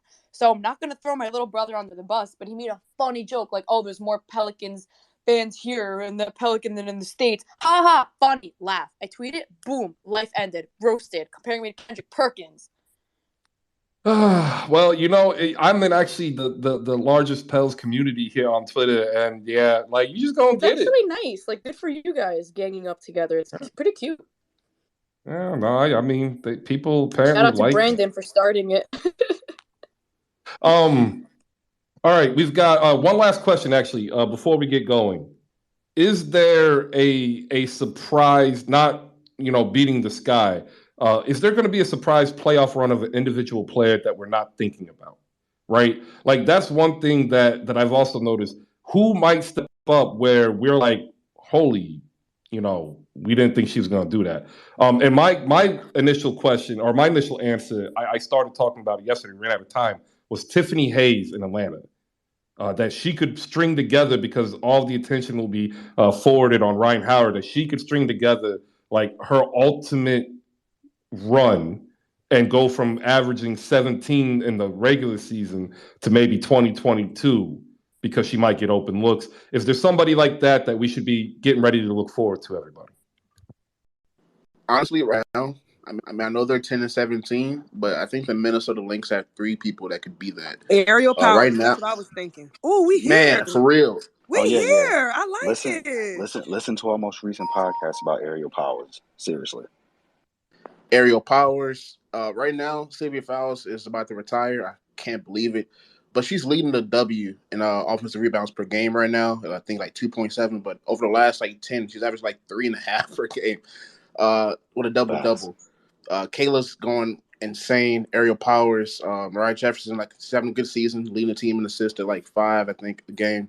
So, Cheryl ain't playing up there. They playing ball, and I think they got a run in them. Even though they're 7 under 500, they got a run in them. And also just looking at it from a record standpoint, right? They've played the most games out of the rest of the teams, so they'll have like a little bit of leeway, right, at the end of the season compared to the other teams that's going to have to compete for those other top 4 teams that they have remaining on their schedule. I think they only have 10 games left on their schedule, and I think the rest of the league have maybe about 13 or 14 games left on their schedule. So if they can make that run, if they can go, maybe like 8-2 or maybe 7-3 at the most, right? They should be able to make that run. I'm not giving up hope on the Lynx, because Cheryl Reeves has always been, one of those coaches that just figures out a way. She did it last year. She can potentially do it this year, and if they get the right matchup, namely the Aces, I'm sorry, that could be one of those matchups that you look at and be like, I don't know. So just look out for the Minnesota Lynx if they're able to do it. And I think on the favorites, you got to look at, I've been talking about her all day yesterday. You got to look at Azurá Stevens, because yes, she was on the team before, but she playing out of her mind. Her ceiling's super high. She can make something shake. Like, you focus on Emma, you focus on Candace, but Azurá come in hooping every time. Like, you got to look at Azurá. She can do something crazy, I think. All right. I think it's great. 808s, who else you got up there? I mean, we've been saying it all season. Sky got the best front court trio in the W. You got Emma, you got Azurá, you got Candace. And you still got Ruthie, who hasn't even really played this entire season. And she can hoop too. This team is so deep, man. Their depth has really hurt the individual accolades for this season. But I could really see Depoy for Kansas for MVP. All right. This is an awesome, extended segment. Normally we just do the first 30 or 40 minutes, but I appreciate the passion, and more importantly, I appreciate the knowledge being able to be shared. If you guys down below want to come on up and ask a last round of questions, now's the time. Rico Suave, one of the three hosts of 77 Spaces here on Hoop Spaces, is with us. Tejsh is up here, Dany D, CJ 808s, KdotLew, and Low. Man, it's phenomenal convo going on. Rico, do you have a question? Is that what you pop up here for? No, I was just gonna promote 77 Spaces and promote Hoop Spaces. Okay, well we got time after the transition at about 11:30 for that. Big Fan Breezy, one host of We Run the City. Hey, your boy came in yesterday, but he came in like too late. Tell him to try to get in here like 2 minutes before I close the show. There. Now 808s is happy that somebody else got it because I called him by name. Damn right. What's up, Breezy? Damn, back to back. Come on. You making 808's day. I'm happy as hell right now, bro. Oh, and he's gone. All right. Well, too bad. There we go, ladies and gentlemen. We will use that as our transition. That was just bad. I want to give a shout out to Damo down below. Hopefully he is living vicariously through all of the Las Vegas Aces fans, as it appears that San Antonio is not likely to be listed on the expansion list of cities. Dany D, close us out. Yeah, I just want to say I appreciate the conversation we had about the W. It's nice to hear not only ladies, but also men have this much passion for the game as we do. When you see people's comments, especially like when you hear ESPN or Bleacher Report, they might tweet something about WNBA. Then you read the comments and you hear these men or these so-called men bash the league and talk about who's watching and all this kind of stuff. And, I have to get in my defensive mode to defend the league and talk about all the great players are there. That I feel like we should be paid by the WNBA as much as we talk and we defend the league on this end. And Chris, like I said again, thank you again for providing the space for talking about women's hoops like you do and give us our opportunity. And I learned a little bit too. I don't know every in and out of it. I've been following the league since 1997, but it's great to hear people give good content, good perspective, good insider information, and it's just a wonderful thing. It warms my heart every time I hear people talk about it on this space. And thanks to you, Chris, and everybody in this community that I've met through you. Oh, well, thank you for the kind words, but it's really thanks to y'all. Like if y'all ain't here, then it's just me talking to myself. And hey, somebody tell Kathy find a little sliver in that $75 million for some real media, all right? Keep it a buck. We don't want to go down that road. Where the money at? Look, because it wasn't in Chicago for All-Star Weekend. Don't get me started, Chris. So don't get me started. Don't get me started. Yeah, Low was there too. I heard that one. It took me a long time to get unblocked by some people. I ain't trying to be blocked right now, right? Like it was more than just Woj who blocked me, and I'm very much enjoying my existence right now, not being blocked by a couple people. So I have to be careful what I say about media coverage of both NBA and the W. Words and expressions are not of Hoop Spaces. They're of the commentary of the people you hear other than Chris. That's all. Oh, yeah. No, that part I'm fine with. I have to be careful with what I say because I said something poignant before, and yeah, I had to make an apology that I didn't necessarily want to make. But such in life are the consequences of one's actions. I suggest that all of you understand that, because even as an adult, you can mess up. And if you do, say I was wrong. It's the easiest thing in the world to do. And yet here we are. And I just want to know who up here is going to admit the fact that they are wrong about coleslaw. It is absolutely elite, 100%. There is no side dish that pairs perfectly with a multitude of main courses, whether at lunch or at dinner. It's phenomenal. Wait. Hold on. You said the dish, right? The main dish? Yeah. No, you said side dish, brother. I asked you when you went to Chicago, what was the best dish? Not side dish. I said best dish. You told me coleslaw. Is dish and side dish? It's not the same thing, Chris. Now you come on. What's an entree versus a side? See, again, you said, what's the dish? The best dish, any dish I had in Chicago was wildfire coleslaw. But you have to put a side to it. It's not the same thing. You know that. Okay. You're very intelligent. Don't do this. No, Chris. No, Chris, it's a side dish. It's not a dish. A dish is the main ingredient, the main thing. Coleslaw is what you add to a dish. Like if I have ribs, that's the dish. So, side dish is the coleslaw. Again, that's just simply not true. How? Okay, Chris. Coleslaw is Dutch for cabbage salad. Like, I buy the pre-packed salads. Chris, it's not the potato famine, man. Yeah, look, get off the ramen noodles. Go to Kroger. Go to HEB. Do you hear this? Do y'all hear this? Whenever he realizes he's wrong, he starts demeaning people's food choices. I am not wrong. Like, you're not. What's wrong with ramen noodles, Chris? Like, I don't understand that shit got me through college. What are we talking about? You fancy now, huh? No, it's not fancy. It's a mindset. I'm trying to teach you something about a mindset. Like, y'all still thinking. Also, poverty is only a mindset. So, Chris, you're a food elitist. That's what y'all. I've always said I'm a food elitist. Like, I've got no problem saying that. Wait, a what? I'm a food elitist. Oh, okay. Yeah, I've got no problem. A lot. Yeah, I've always said that. Come to my house and like bring ketchup and see what happens. Like I eat it in the garage. Bro, you don't like ketchup? It's the worst condiment ever made, Lo. Oh my god. So yeah, what I just heard Lo, welcome to the foolishness. You a little bougie. Wait, so Chris, do you like mayonnaise? I mean, do you like mustard then? Like, I don't like common yellow mustard, but there are some mustards that I do like. And mustard, okay, I can respect that. Is a good emulsification agent if you don't want to use mayonnaise. Use a Dijon. There you go. Or a stone mustard. Delicious. Speaking of mayonnaise, there was a video yesterday that is absolutely disgusting. Please don't talk about it. Please don't talk about Somebody put mayo in their damn coffee and stirred it. Like, all how? right.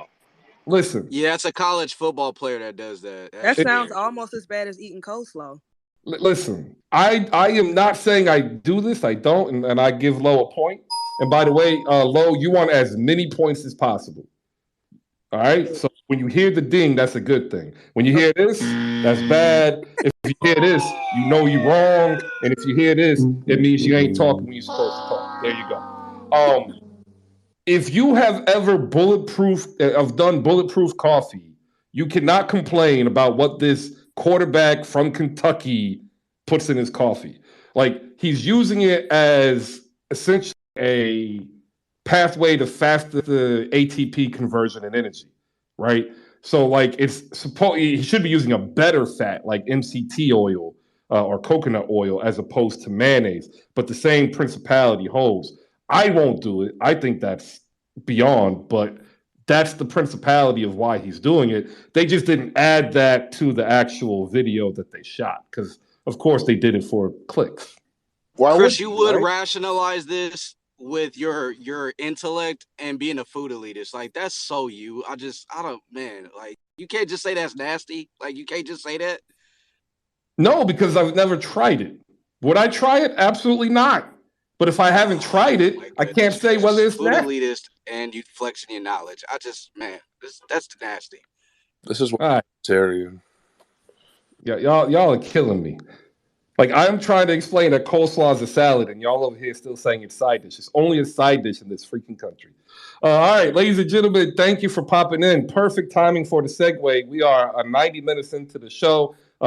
You could be anywhere, but you're here on your pre-Friday. Shout out to you. Point for everybody. If you happen to have bulletproof on your Hoop Spaces bingo card, give yourself another point, even though those bingo cards don't exist yet. The one starring Adam Sandler and Marlon Wayans. No, not Damian Wayans. There you go. Bulletproof. Not Damon. Oh, Damon. Fuck, my bad. My bad. I got to breathe on. Let me catch us up on some news and notes. James Harden agrees on a 2-year, $1-1, $68.6 million deal to pay 33 guaranteed.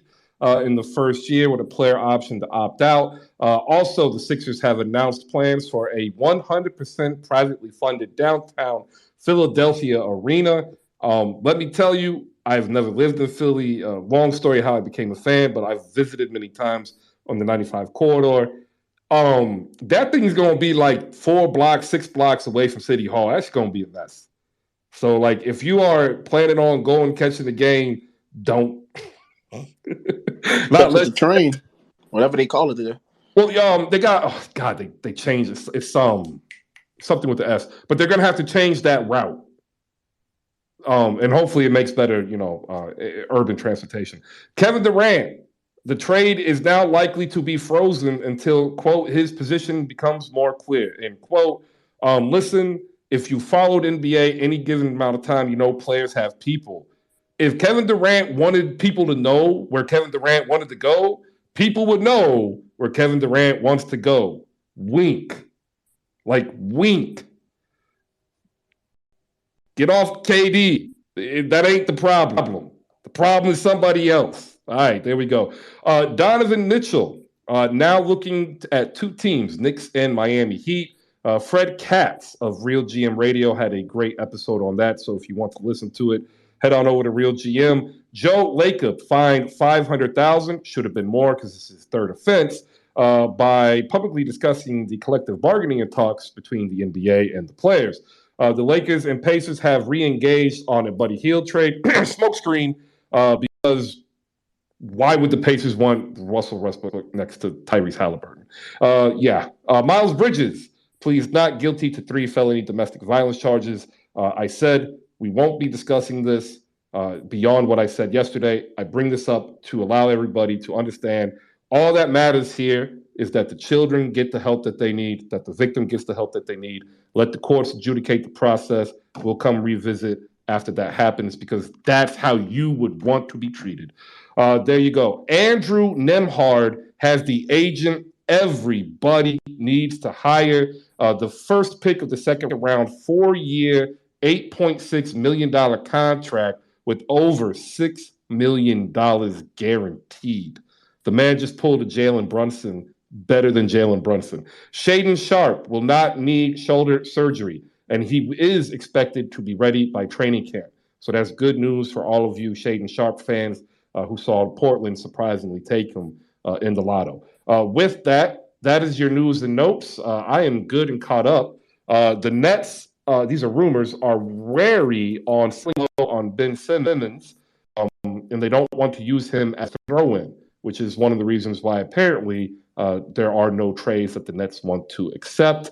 And Tyler Hero looks like he is not moving the needle anywhere. All right, there you go. Your rumors and news. We will go first to Rico Suave, who's been waiting patiently to be able to plug 77 Spaces, which, by the way, again, a dope space last night. Shout out to our girl, Sage Monroe. What a phenomenal story on how she became a Mavs fan and being willing to share it with others. Rico Suave, take the floor away, my man. Yes, sir. Good morning, everybody. Good morning, good afternoon, good night, whatever the time zone that you're in. I'm patiently waiting the Domo and 808 basketball game because I want to be there. I live in Dallas. We still waiting. Right? I want to be able to have a location. I ain't going to Frisco, man. That shit ain't moving me. Like that's a 45-minute drive from the cliff. But yeah, I'm trying to see Domo and 808 play. But shout out to everybody who spoke about the women's NBA. I appreciate y'all. I need to do better with myself as well and watching more games. I've watched maybe 3 games this year, but it's like awkward times. But again, I need to do better. Anyways, what I will say though is we had a great space last night. We talked about some comments from a local radio broadcaster here in Dallas, talking about AAU basketball and international basketball. He made some comments about AAU is not providing more team basketball. And we discussed that. I don't want to get too much into that because I don't know how Chris wants to have that conversation or not. But you know, everybody shares some good stories, some good short ones, and some really long ones. But we appreciate everybody for being on 77 Spaces, along with being a part of Hoop Spaces, the community.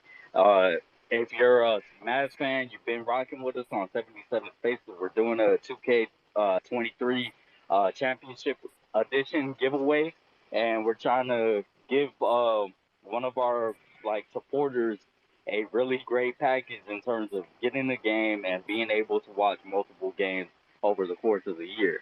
So I appreciate you, Chris. Appreciate everybody's work up here at 808. You still need to break that news, man, but I ain't gonna do it for you, bro. Oh, what is this? We have breaking news. Hey, wait, hold on. What? Oh, what's this breaking news, man? Yo, where's this sound effect coming? I've never heard this one before. What are you talking about? I've had it for like weeks. Oh, gee, where I've been at? You need to stop the medicine, bro. You know what? That's what it is. You need to wake up. Like, this is what you do for a week. Wake your ass up and drink a 16-ounce bottle of water and then give yourself 2 hours. Like, I think you might need a break. Like, they're laughing because they all have heard this multiple times. Anyway. Listen, man. Yeah, you know, just excuse me. Damn, do this to me, man. I got credentials for the Wings, so I'll be at a couple games in a couple weeks. Oh, I see what it is. See, I know why you didn't want to say it. This is the next step. Ladies and gentlemen, we are witnessing the conversion from Chicago to Dallas. Oh man, this is a big step, a big journey. We have to get ready to say goodbye to City 808s and Snack Breaks, and we're gonna have to welcome that Dallas Fort Worth. Wait, hold on. We do not acknowledge the fort down here. Sorry. Okay, fine. The Dallas, what do they call it? Dallas proper? Yeah, Dallas proper. The Dallas proper 808s and Snack Breaks, ladies and gentlemen. We say goodbye, and then we say hello. Such is life. Hey, yo, that is terrible, man. But no, listen, I will always be a Chicago Sky fan. You just, you know, I'm just in the favor of whoever will pay me to talk about basketball. You know, so whatever helps me get to that stage, you know, we're all there. Oh yeah, like I mean, the Kings might as well hire me by this point. Like, I do more work for the Kings than their social team right now. Seriously, Yeah, I believe it. It's sickening. They should hire, but they're not going to. I mean, you mean rehire you? I mean, you know, it should be an easy process, right? No, I never worked for them. Kendrick has responded to LeBron James, said, I didn't experience racism in Boston. That's probably because you didn't go outside of Boston. Just FYI, like, the racism isn't in Boston. It's in the suburbs. It's in Dorchester. Yeah, like, but hey, whatever. CJ, hop in here. Yeah, to that point about Kendrick Perkins and what he said, I think that's highly ironic when there were guys on his team who admitted to experiencing it, but that's neither here nor there.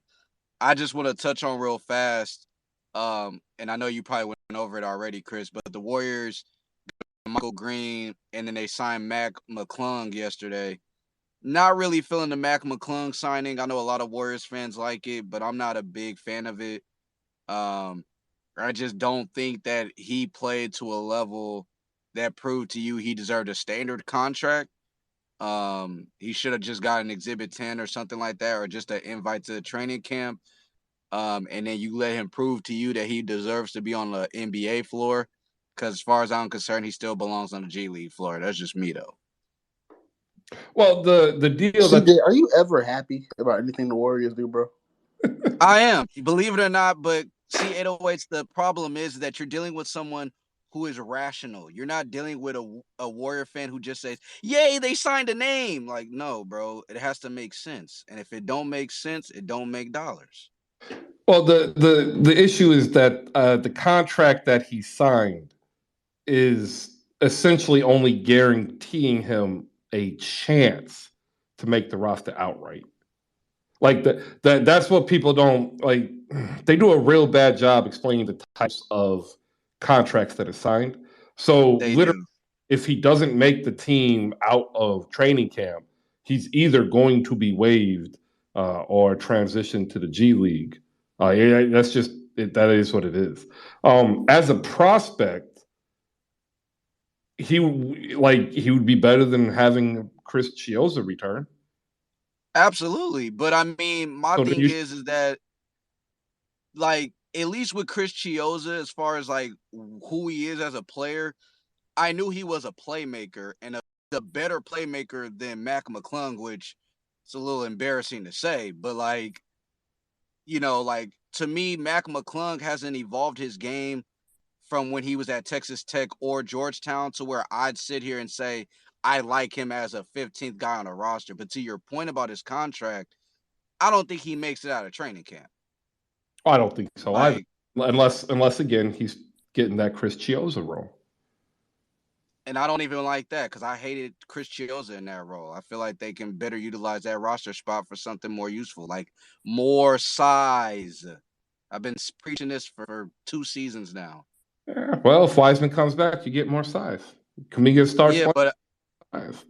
I mean, you're right, Chris. But I like 3 bigs because the last 2 times that they won the title outside of this year, they had at least 3 bigs that were vital to what they did as far as that rotation. But that's just me. Don't worry. You'll trade for JaVale McGee when the Dallas Mavericks have to move him out because they didn't pick up anybody else to play with Luka. Oh my God. I got a Dallas Maverick fan that's gonna hate you saying that.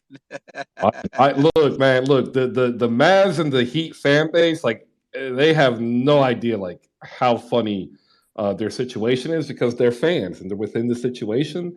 But like when you're outside of the fandom and you're looking at it, like it's pretty funny. Like Miami's running it back, and like the entirety of Heat Twitter is like Pat Riley's asleep. And the Mavs make a fantastic trade. They made a fantastic trade to get Christian Wood. But the issue is that trade was so good, especially when you look at what the Gobert trade was, like they were expecting more movement and then they got nothing. And then so like now Mavs Twitter is like, what are we doing? Like we just lost Brunson. We just lost player X. We bring in player Y. But we need another player to keep up. And then, man, that AJ Lawson signing. Anyway, I digress. Man, listen, there were a lot of people. I'm sorry, go ahead, bro. No, go ahead, anyways. There's a lot of people on Mavs Twitter because, I can speak to that because, blood in, blood out. Shout out to my boy Reese. This shit gets funny every time, man. But really there are people mad that AJ Lawson wasn't signed. So I guess a 2-way or whatever. But there was legit reason to be upset.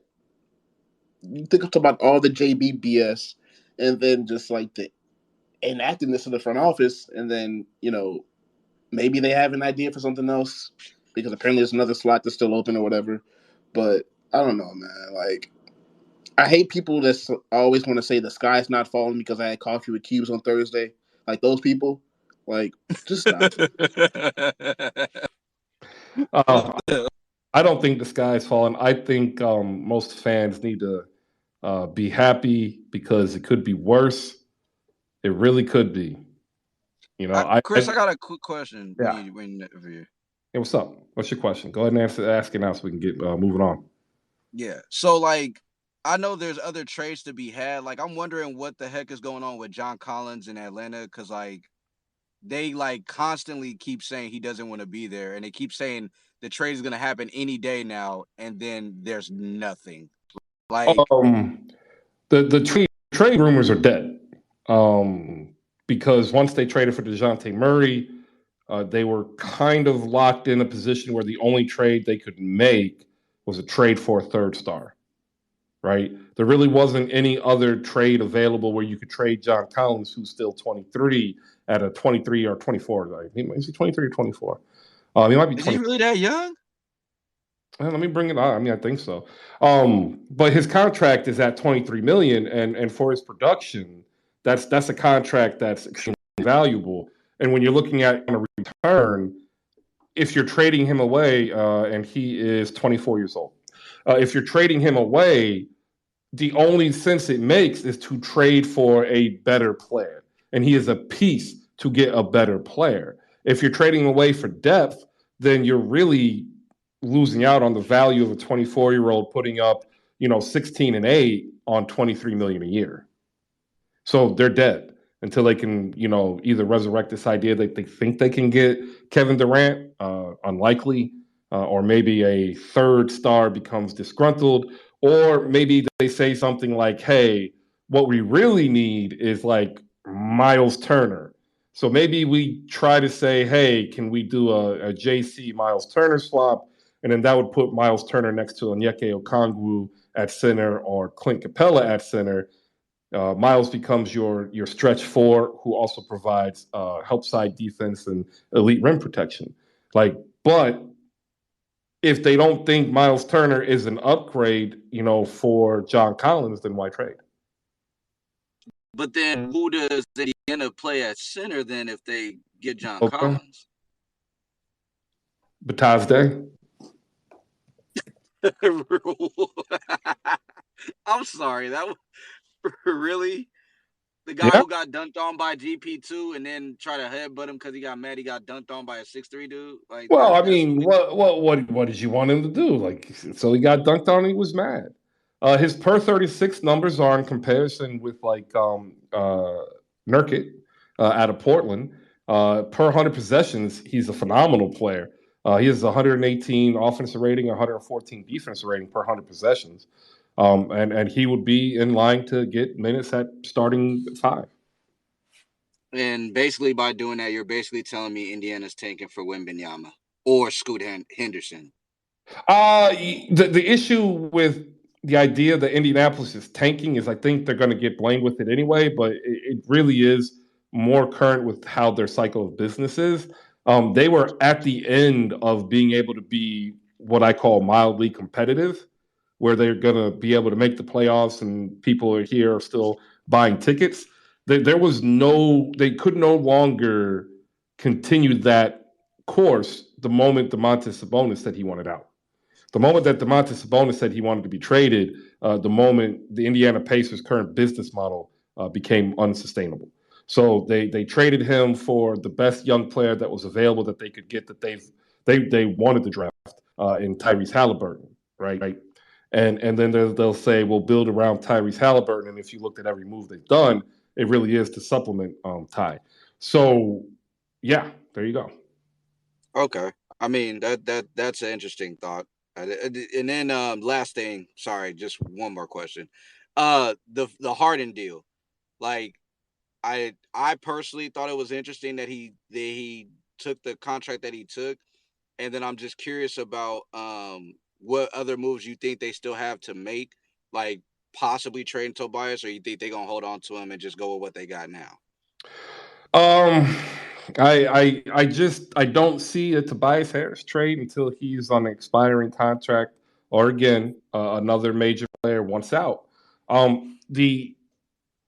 The issue about Tobias isn't even production. If you look at his production for the touches he had, it's still on par with what he's been producing. He's, a 19.7 board, 3 assists, a steal and a block almost, and that's what he's going to be.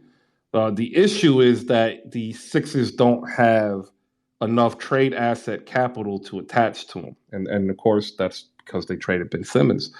The contract Harden signed, he literally went into Morey and he literally said, "Hey, I will take with whatever is remaining." And I'm actually surprised it was this high. I had it originally at the beginning of the offseason in the 20s. Thought he was going to take $26 to $28 million a year because I thought that the Sixers were going to end up trying to go after Eric. I knew they were going after Rockets guys that he played with, right? So I'm assuming they're picking up $18 million in Gordon Hayward. I'm assuming they were going to make a run at PJ Tucker at like $7 or $8 million. So I'm looking at, again, $26 million. And that is the difference between a $55 million max, which is what he was available to get, and the 26 to 28 million that I thought he was going to take. And then that would allow the Sixers to also maintain their already, minuscule cap and trade exemptions and mid-level exceptions, and then they would hit the buyout market. So then we're looking at, Embiid, Tucker, Tobias Harris, Matisse Thybulle, or Tyrese Maxey, and James Harden off the bench. But then you have Eric Gordon off the bench, you have Daniel House off the bench, and then you have 2 other vets off the bench for a 10-person deep rotation of the regular season, which Doc Rivers would then shrink back down to 8 because he likes to play with 7 or 8 in the playoffs. That's what I thought was going to happen. What ended up happening was somewhere in the middle. So what ended up happening is Daryl Morey went to Hart and said, hey, anybody that's remaining is going to get either trade or be a buyout. So we're only going to give a minimum. This is what we have. And then that's when they said instead of doing a multi-year deal, they do a 1-and-1 because now they can repeat it. So if they don't win a chip and they don't want to blow it up because let's say they make it to the finals, they can do this all over again and get other players because they just, got to the finals. But if it does blow up and they don't want to run it back, then it's a 1-and-1 and Harden can bounce and there's no cap carryover for the Sixers. Makes sense to me. Yeah, and the killer part is everybody last year was dumping on Harden for being a, quote, bad teammate. And, I said I wouldn't do what he's doing. You're not going to lie. I was getting annoyed by people who were bashing Harden because I was one of the people who still felt like he was dealing with the hamstring issue and people wanted to make the excuse that, oh, well, if he on the floor, he good. That's not true, though. Guys play hurt all the time. To me, it goes beyond that because if you listen to him, and that's the other thing, people just don't take the time to listen to these players. He said in Houston why he was out. He wanted to compete. He wanted a championship. He's basically sick and tired of seeing Steph Curry dominate the West. And what really pissed him off, I think, is when LeBron came and then the Lakers won. Because now he's looking at it, geez, I got to go against Steph and LeBron, right? And so he wanted to compete. He wants a chance to win a championship. He leaves Houston and forces his way to Brooklyn. He gets to Brooklyn. The pandemic happens. He's putting his own health on the table, right? He's showing up to play not 100%, and he's seeing this guy who's healthy not playing. And 6 months into that, what would you do if you're literally playing on one leg and you got a dude who you chose to go to this place who's supposed to play with you to chase a championship, and he's not playing for whatever reason? It can be a noble reason. It could be an ignoble reason. It doesn't matter because in the end, he's still getting paid to play, and he's not playing. He came to Brooklyn to team up with KD and that player. He's not playing. It's a different dynamic. The team never was able to actually be the team they were supposed to be. And then he was scapegoated by the fan base. That was the final straw. Oh, you're fat. You're out of shape. And he's like, I'm here playing. And that's what, the issue is with James Harden. So, I'm going to tell y'all now, I'm expecting MVP form Harden. This dude is healthy. I've seen the video. He is running up hills like Jerry Rice. He is ready to go. He's probably the lowest weight going into training camp in the season than he's been in the past 6 years. Yeah, Chris, but I think oh, my bad. Go ahead. Go ahead. Oh, I was gonna say, I'm not gonna lie. I think he's extremely motivated, and everybody keeps talking about who he was in Houston and all this other stuff. And I'm a firm believer he doesn't need to be that. He actually does need to be a different style of player in the sense of not just solely looking to score, but because he has somebody like Joel Embiid next to him, he can kind of, I don't want to say coast, but he doesn't have to put in as much energy on the offensive end as he did in Houston. And that works to his benefit so that when the playoffs come around, that he can push even harder. And then he's got Tyrese Maxey, who's rising right next to him. So I don't get why all the people are piling onto him when he clearly has shown that he's motivated to try to do something. It just hasn't worked out in the last couple of places he's been at. Well, it's because he's pictured, going out and enjoying his life like a regular human being. They never picture him when he's in the gym until this offseason. They never picture him when he stayed late and put up shots. They always pictured him with little baby. They always pictured him at the club. And I'm sitting here like, yo, he did his 9 to 5. Why are you jocking him, man? Like, why are you following him, trying to make it like he's this bad dude? He's just living his life like you are. And then, like, it carried over because it became the easy national narrative. And then this contract, like, there's a reason they're not talking about this on ESPN and Fox majorly, because if they were to talk about it majorly, they would look really, really bad. Because like 90% of on-air media was carpet bombing this dude. And now he's working out harder than almost anybody, or at least on video. Like, these video workouts are different. Understand that. But he's working out hard. He's committed. He said, I'm going to take less. I said that in May and people laughed at me. And I'm like, yo, the dude literally said, I'm taking less. Why are you not taking him at his word when every time he said something, he's followed through, whether you liked how he did it or not? And like, boom, here you go. He's taking less. So now this national, narrative of he's a loser, he's a bad teammate, he won't sacrifice. Where is it now? So quick question then, Chris, because if that's the case, do you put Philly over Boston right now as far as contenders in the East, or would you say that they're a step below Boston and Milwaukee still? I have it like this. I have Milwaukee 1, I have Boston 2, Philly 3, Miami 4, right, in the East, like in my all too early power rankings. And Toronto is 5. Brooklyn, if they stay as they are and are healthy, would probably be fighting Atlanta for 6, right? That's how I have it. Because to say that they would be the prohibitive favorites, like, I don't ever play that, because the season is 82 games. The season's 7 months long, and it takes one injury, as we saw with Chris Middleton, and you don't have a championship competitive team. That's reasonable enough. The only thing I want to argue with you about, though, is Miami, because this is my only thing with Miami. I feel like Miami is so stuck on trying to bring in these blue-collar guys, and it's not enough at this point in the NBA where you have a climate where teams are bringing in higher low-end talent guys that are not like G League or like late second round guys who they're just they're not blue chip guys. They're just blue collar guys who work hard. So like I have a hard time believing in Miami. They always end up doing it somehow, some way, but like I don't know. I think next year it's gonna be ugly for Miami. That's just me, and I know JFK probably about to get on my helmet about it, but I don't believe in them. I'll go first. They have been competitive in this iteration for 3 seasons, right? And they've been to the finals. They got to the Eastern Conference Finals. The only argument you can make is that there isn't room for internal improvement, and that's just simply not the case.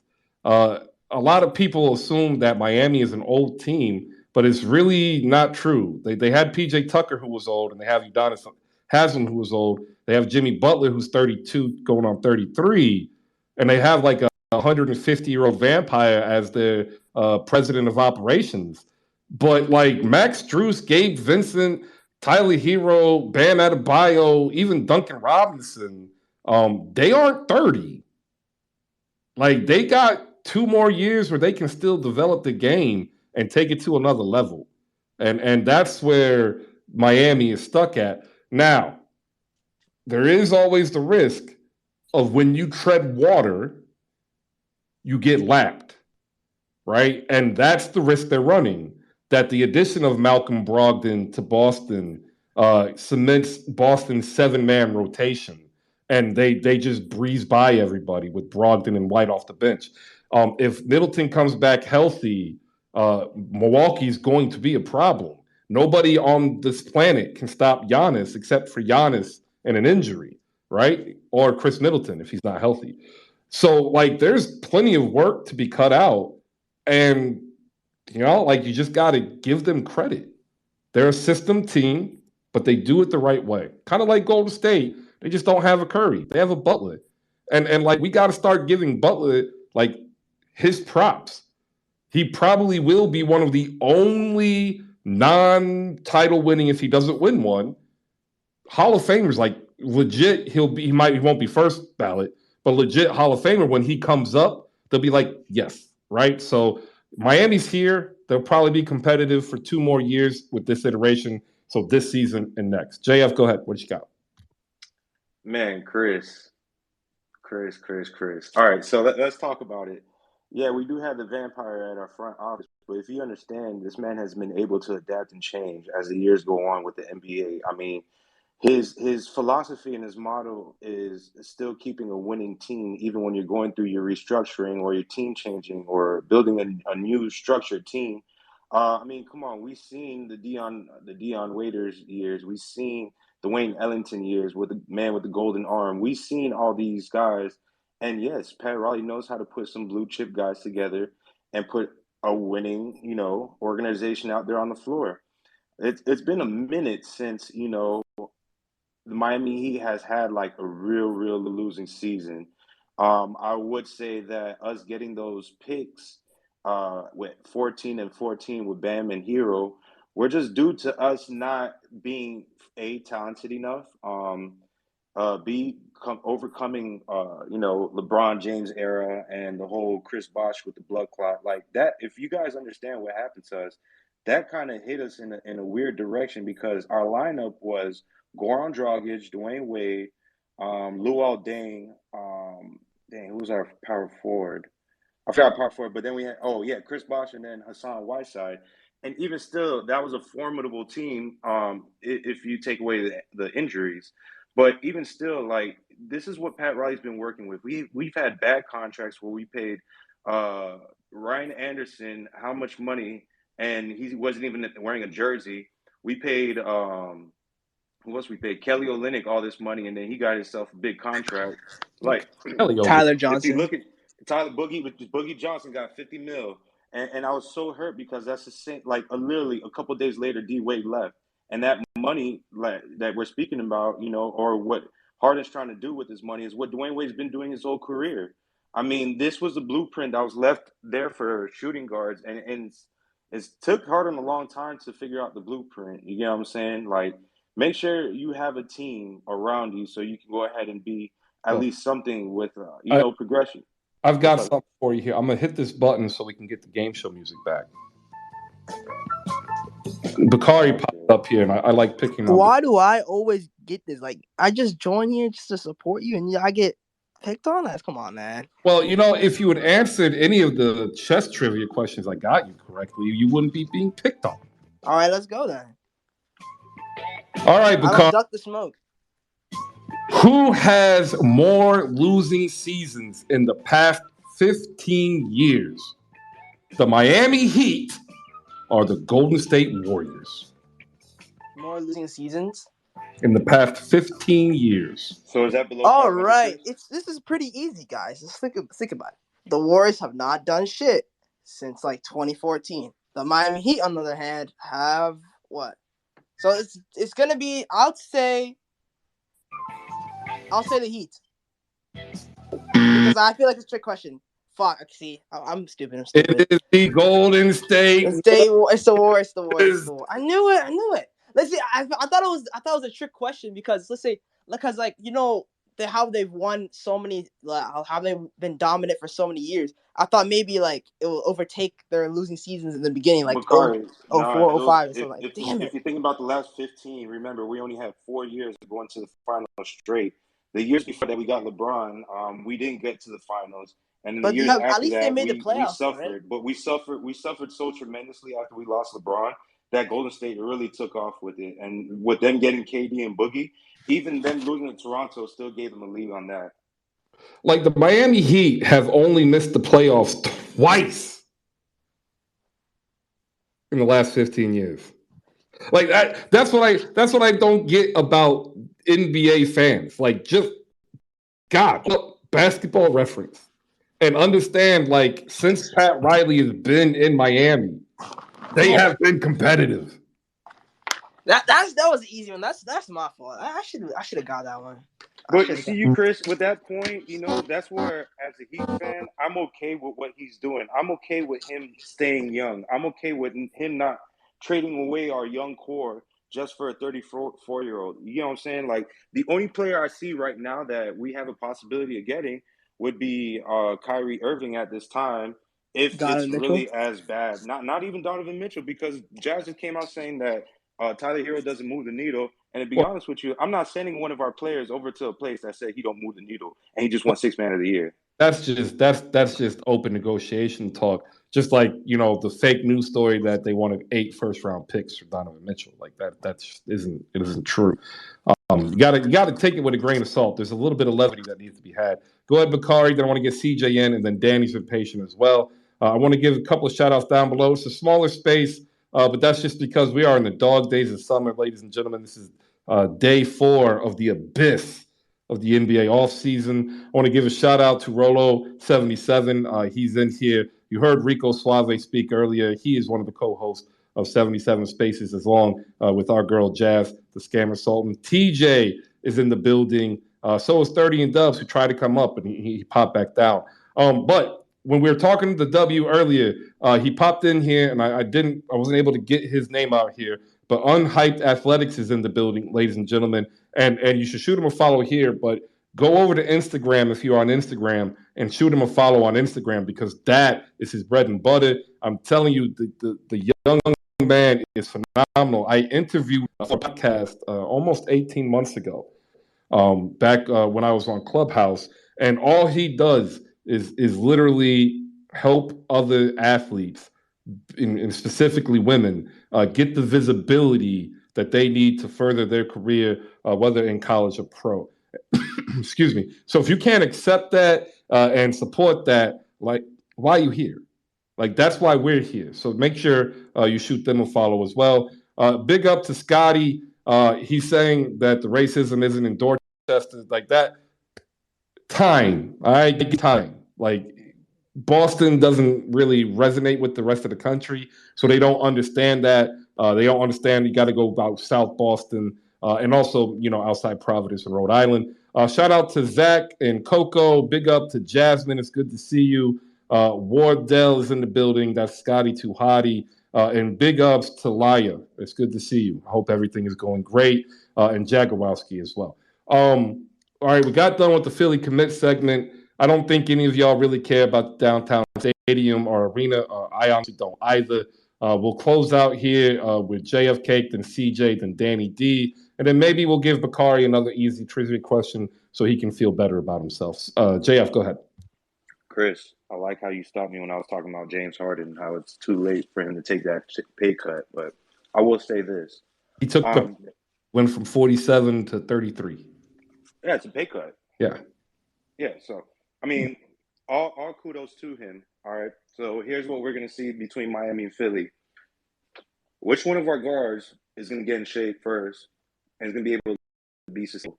Kyle Lowry under 18% body fat, or James Harden in, I don't know, in best shape? Just going by organization, I think Kyle Lowry might have the edge on that. I do see Harden putting in work, so I can't dispute that. But, there's a lot of things that, they still need to think about. I mean, I'm not understanding why they're calling them the big three and seeing PJ Tucker, Harden, and Embiid. Maybe they're just a big two, but, that's kind of disrespectful to Tobias Harris as well. But yeah, I still see Miami. If we can get Nikola Jovic to where he needs to be, and if we can pick up a fire sale big man, then I think we might be right back at one. If Jovic was that good, he wouldn't have fallen. I like Jovic. He is 2 years away. So what's the reason why he fell? Do you think it's just his age? No, because he's 2 years away. If he was a year away, he's probably 8 through 14. If he's immediate, he's 1 through 7. Go look at draft history, man. You don't think that his experience in the professional European league is going to help him at such a young age, like how it did Luka? No, because he's not Luka. Come on, Chris, you killing me with this, man. Go look at his European tape. Like Luka was body. Right. Like yeah, physically, Luka was way bigger. I can take that. Jovic is more similar to Peja Stojakovic in his game, but his physicality and athleticism doesn't translate. He's going to be a year away just physicality-wise in the NBA, especially if you're trying to put him at the 4, because he's always played small.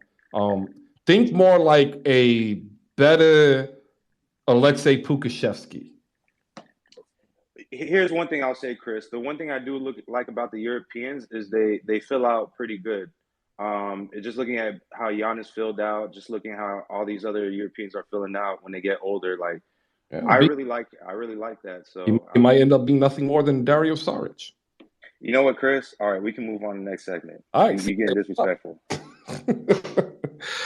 Go ahead, CJ, and then we're going to go to Danny. Close out with another trivia question for Bukhari. Yeah, JFK, you ought to be ashamed of yourself for even trying to compare Jovic to Luka. Luka dominated when he was over there. Like, Jovic wasn't dominating nothing when he was out there. So, like, to compare the two is a little silly. Like, come on now, bro. To Chris's point, if he was really that dude, he would have got drafted way sooner, and y'all would have never even got a sniff at him. Like, come on, bro. He's the new Bruno Caboclo. He's 2 years away from being 2 years away. Oh no.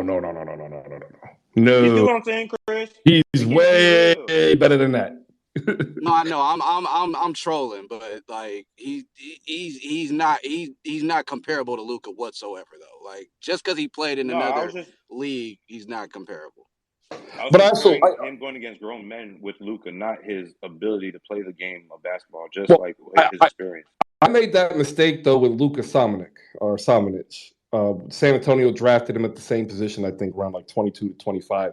And I actually thought that they got a steal, just like I thought Miami got a steal. And he hasn't developed because although there are aspects of his game that translate, the correlation of athleticism to game didn't work in the NBA, right? He wasn't fast enough, but he didn't have a crafty enough game. Jovic has a shot. Like, he can shoot.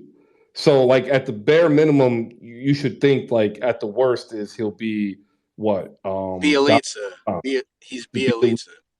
But I guarantee you, Chris, if he scores over 40% from the 3, he's going to win the 3-point competition if he ever steps in there. That's usually what Heat players do.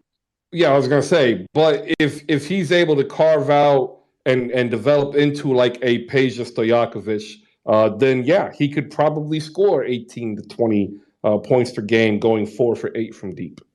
Can he do it physically? And I don't know yet. But he already does the 5 for 7 for 3. And just a side note too, like Toronto still has a better development staff than Miami. I'm just throwing that out there. In which concept? We had this conversation. Okay, if you deal with rookies, I understand. But if you're dealing with undrafted guys, you can't say Miami's not that good. Dog, look at you, Dazzle. There's a reason why he's on the bench. We had this convo, and who has the highest contract for an undrafted player in history? That would be Fred VanVleet. But who produced? All right, but you're talking about one person compared to how many they produced so far between DJJ, even Jason Capono. Come on, man. There's too much guys, dog. We went down this road, man. You're talking about a bunch of role players, though. Like, Fred VanVleet is more than a role player. That is development, but that's what I'm saying. You're talking about just undrafted guys. I'm talking about guys that got forgot about, like Max Strus. Never change. It's a dark road, y'all don't.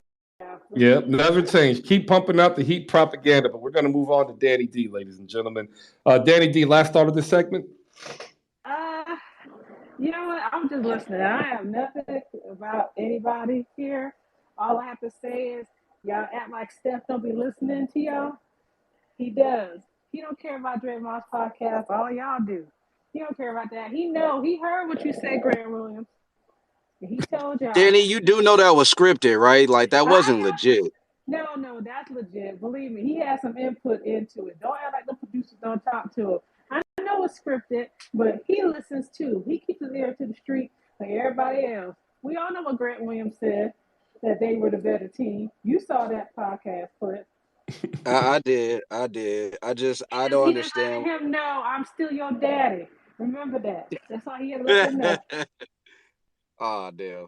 All right, if we have time, we'll get to it. The main reason why I haven't done really SP's recap is like that's what they're talking about. Like they are now recycling old storylines that don't matter, and then they're talking about last night, and I'm like, let's talk about something different. Um, that's why I put up this poll, and I put it up this morning. And by the way, if you want to caption the Grant Williams still up top, go ahead and do that. That was during the whole joke. One-on-one, first to 11 is something that I've been doing as a poll for a while. And what happens is it's spurred by a conversation with a current player and a former player. And the issue was Michael Jordan versus Oscar Robertson. I rehash any of my personal thoughts on Big O versus MJ. I've said it before. I think Oscar Robertson is maligned and not understood the relevancy of what he had in the game. And when you ask the question, if they played one-on-one, who would win? I choose Oscar Robertson. Uh, that's just me. But we had this great conversation, and I said, hey, there are plenty of other matchups that I have in my mind that I've thought about for years, and it's important that we're able to talk about it. We did one yesterday with Damian Lillard and Reggie Miller, and we've done a couple. But today we're talking about Chris Wayne Jackson, better and now known as Mahmoud Abdul-Rauf, versus Kyrie Irving. Right? A lot of people associate Abdul-Rauf with Steph Curry. And I get it because of how he shot the ball. But I also remember how Abdul-Rauf handled the ball. At the time, maybe Rod Strickland, coincidentally, might have been marginally better or at that period of time. Mahmoud Abdul-Rauf, I believe if he were in this NBA, would be almost the equivalent of Steph Curry. I do believe Steph Curry does have a higher ceiling. And a lot of that has to do with what I said yesterday about Steph when somebody asked me, what does Steph do better than anybody? Steph controls the actual physics of the game of basketball probably better than anybody not named Kareem Abdul-Jabbar or Bill Russell. And Maruf never did that. He did, however, have the ability just by dribbling alone to manipulate the defense, similar to Kyrie Irving. So here are the rules. I said them yesterday because somebody asked me. I'm not telling you who gets the ball first. Whoever gets the ball first, you assume they won 2 out of 3 paper, rock, scissors. It is first to 11. It is make it, take it. It is 5-second dribble. It is only egregious fouls, right? If you've played one-on-one, you know exactly what that is. So based on your experience playing one-on-one, I want to know who you think wins, Kyrie Irving or Mahmoud Abdul-Rauf. Now, if you happen to not have seen Rauf play, I will go ahead and get to YouTube and bring up some highlights and put them on a tweet. I would have done it. However, this week and next week, my son's swimming is in the morning because they're painting the pool, and I don't get my regular prep time. And at night, I'm doing dad stuff, and once I'm done with dad, I got to get some time to myself. So I do thank you for not, getting on me for that. So if you haven't, that's what I'm going to do now. If you want to come on up, especially you, TJ, I saw you come up. You need to come up for this. Now's the time to raise your hand because I know for a fact that at least half the room didn't see Mahmoud Abdul-Rauf play. There we go. We will go first to Dany D, ladies and gentlemen. Dany D, your thoughts, Kyrie Irving or Chris Jackson, now known as Mahmoud Abdul-Rauf? I did see him play. I do remember him playing. And I'm going through my memory banks. I didn't bother to pull up anything on YouTube. But in my mind, I'm going to go with Raul on this one. I think he's a great defensive. He's a good defensive player, I would say. I'm going from memory. My memory's foggy with this. And I feel like he is Oh, he might not be a wizard with the ball like Kyrie, but he's a solid player. His body probably able to back him down a little bit. So, in my opinion, first to 11. And again, I'm going off of memory. My memory might be not the greatest. No, that's okay. Like, this is the cool thing about it. This doesn't have to be the greatest. It's just something that we're talking about. I remember watching him, and again, we have to understand Kyrie Irving's handles are going to be better, in part because the game progresses, because he had Abdul-Rauf and others prior to him, like Rod Strickland. Who else wants to go next? Just go ahead and pop up here. Yeah, Chris, I just want to say, going off of that Rod Strickland, like Rod Strickland taught Kyrie a couple things that, he didn't tell anybody else. I didn't even see Abdul-Rauf play as much on the Denver Nuggets. A little bit before my time, but not too much.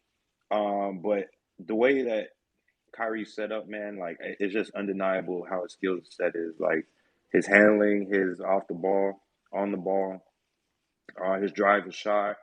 It's just Kyrie's one of those players that I admire his game so much. Sometimes the negativity around him, I'm able to take and understand, but I just love the way Kyrie plays. And I need to be fair. I didn't watch Abdul-Rauf, like I said, as much, so I need to go back and watch some highlights so I can actually make a good judgment. But right now, it's Kyrie. All right, I put one of the highlights up there. I want people to understand Mahmoud Abdul-Rauf is 6'1" and a $160. All right, this man put 35 on Jordan, had him in a blender. In a blender. Jordan is arguably one of the best perimeter defenders I've ever watched. We'll go to TJ next. TJ, what's your thoughts? Good morning, Chris. Good morning, everybody. Man, okay, so I look at Mahmoud Abdul-Rauf in two phases. I look at him at the Chris Jackson phase, coming straight out of LSU, and that guy was a beast, man. Then I look at the latter part of Mahmoud Abdul's career, and I will say that he's definitely gonna win the one-on-one against Kyrie Irving. Outside shot was like crazy, man. He would go consecutive shots. Pretty decent defender, but if we talking about one-on-one, and this out of it, like I really believe that Mahmoud Abdul-Rauf was a better player in his era, and he can translate into this era and hold his own. So I'm gonna say definitely Abdul-Rauf. And this is actually, doesn't he have like Tourette's? Like, didn't he have towards the latter part of his career like some issues, like where he had to take medication and he was still busting? So like even that, I still put him over Kyrie. All right, we'll go to 30 and Dubs next. What's up, Chris? I had one of my best friends in high school. He's deceased now. That was his favorite basketball player.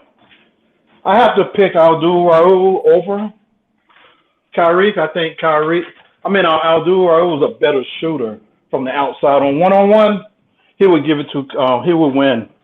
He probably would win 11-0 if he get the ball first. He's just a better shooter.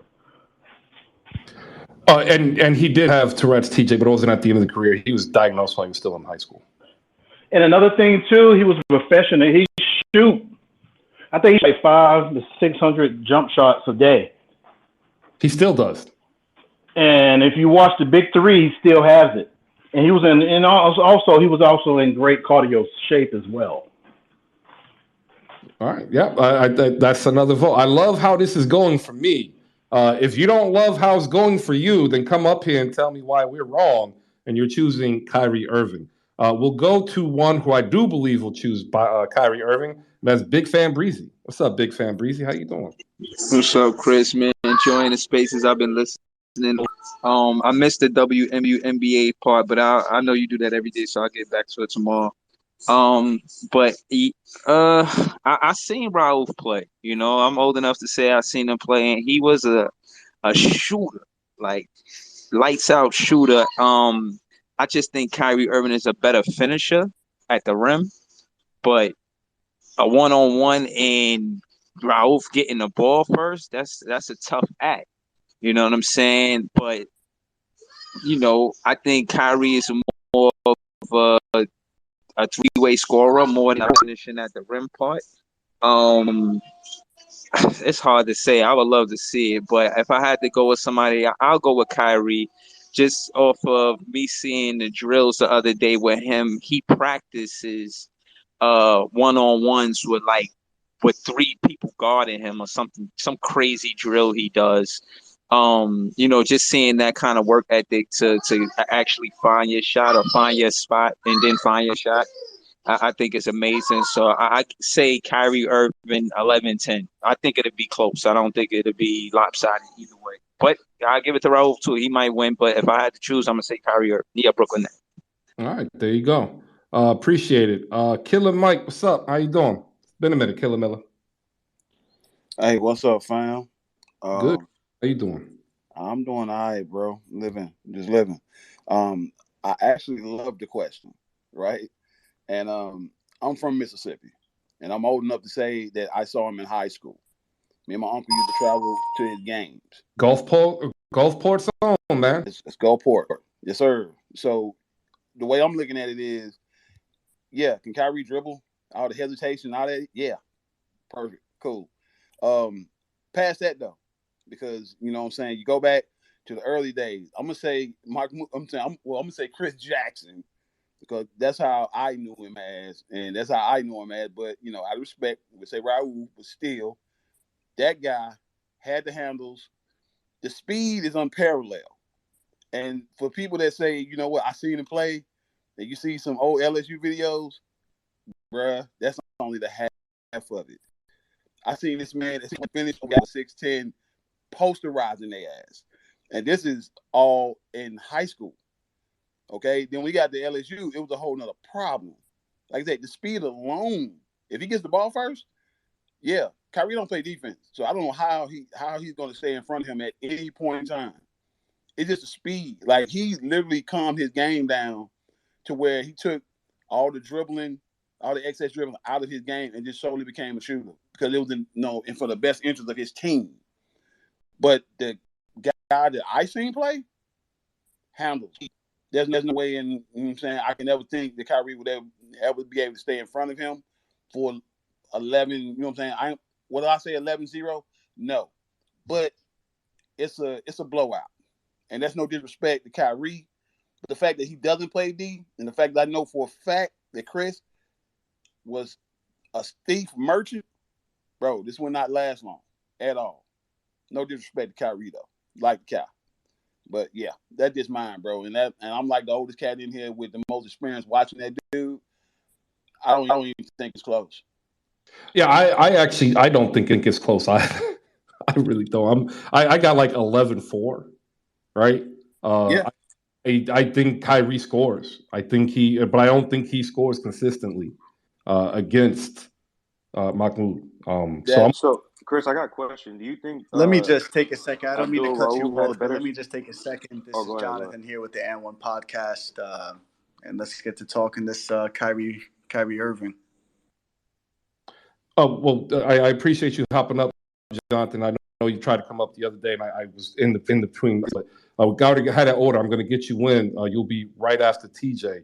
And we are talking one-on-one. Let me go ahead and welcome everybody and reset the rules again. This is something that I've talked with current and former players with, not just this specific subject, but this idea of one-on-one.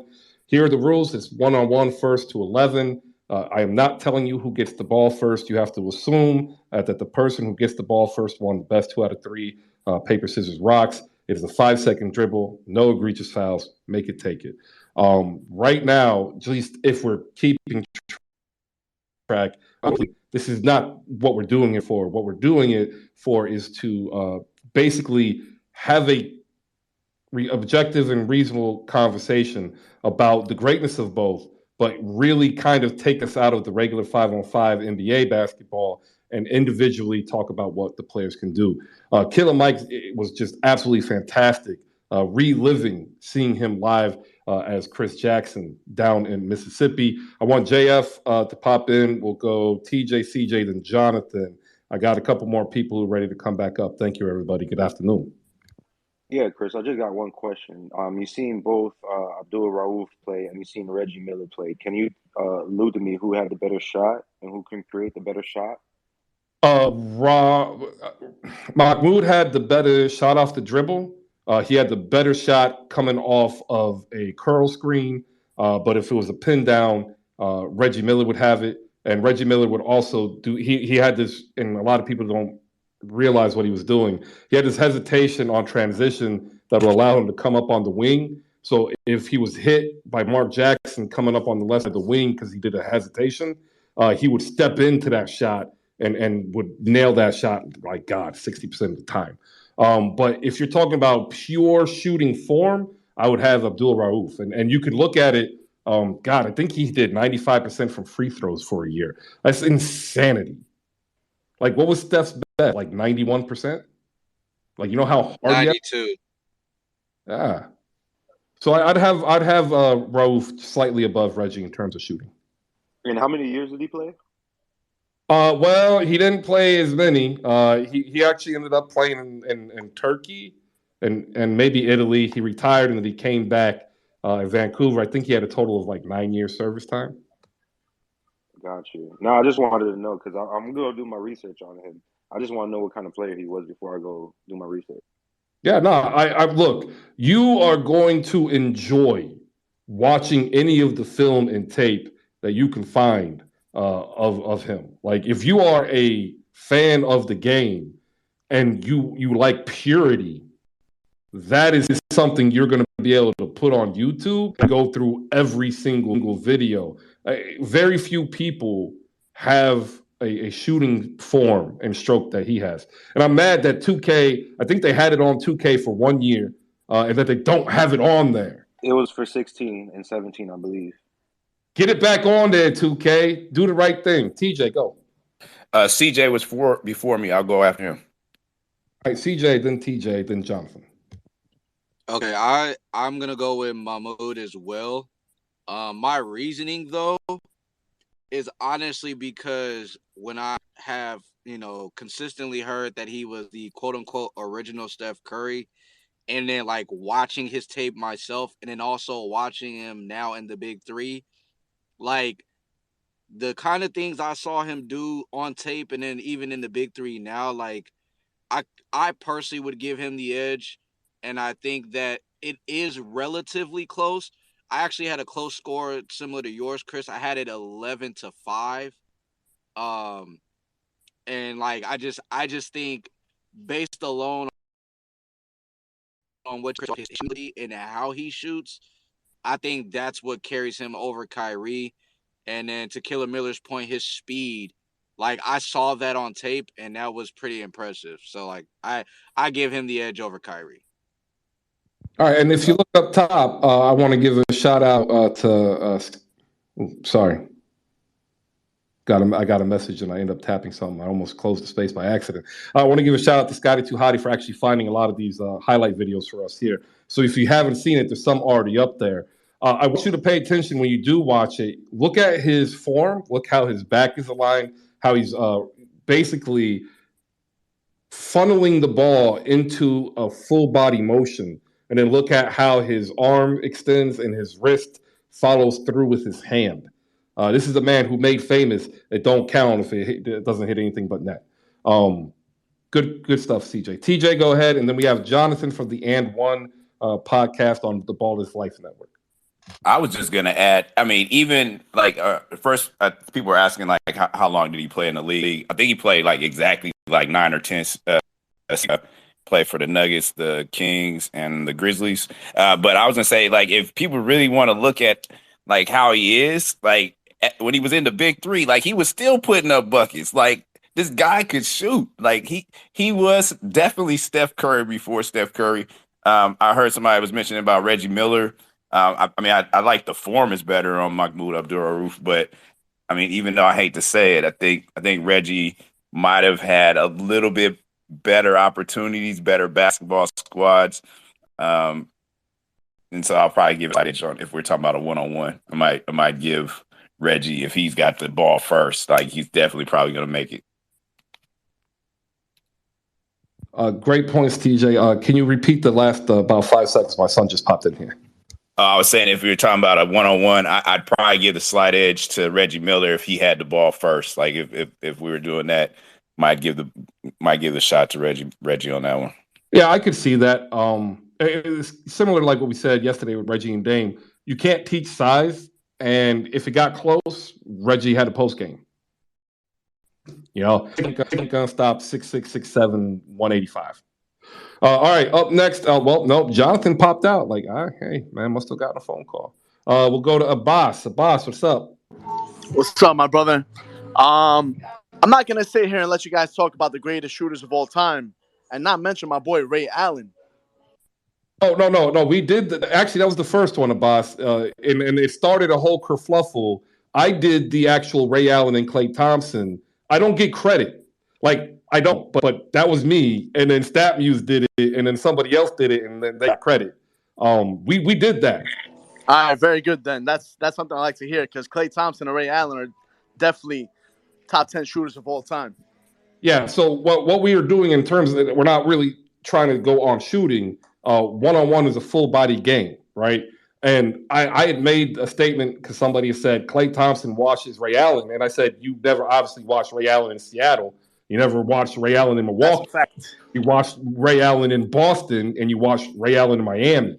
And if you go back and watch him in Milwaukee and Seattle, like he would beat you in the three, and then like he'd hit 3 threes by halftime, and then come out the second half, he hits you with a fake. And then your power forward, whomever it is, Otis Thorpe, is rotating on the weak side, comes over, and he's yamming on you.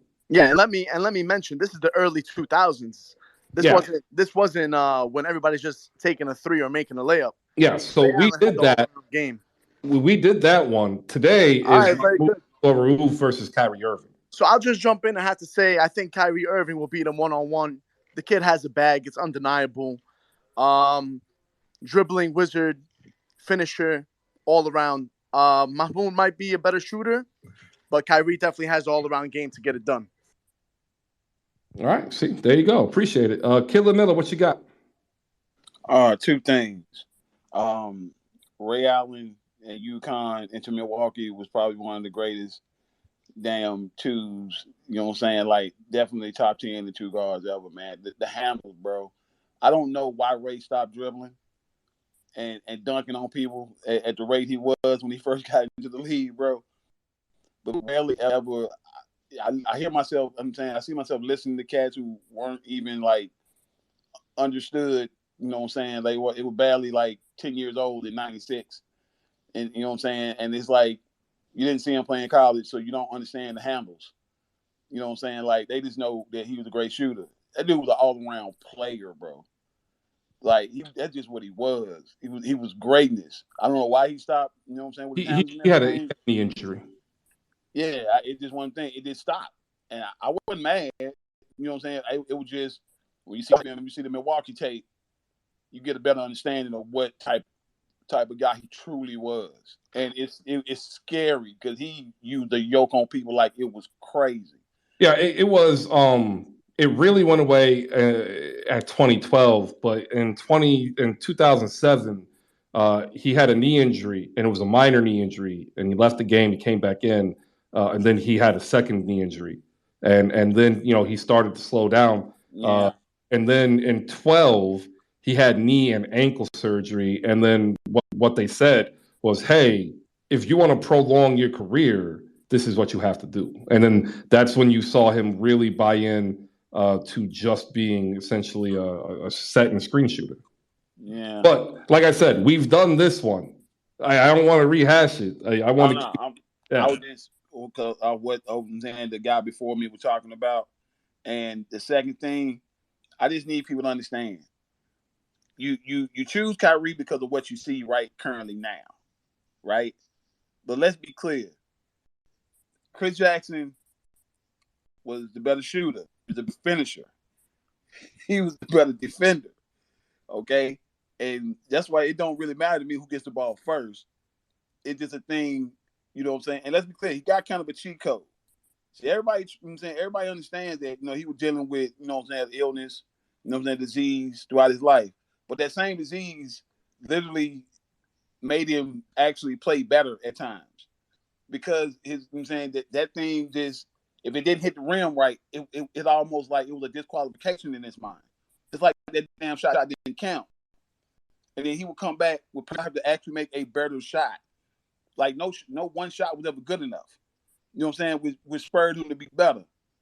I mean, I seen him take down guys who thought they were some of the best defenders. Like, Gary Payton, the glove.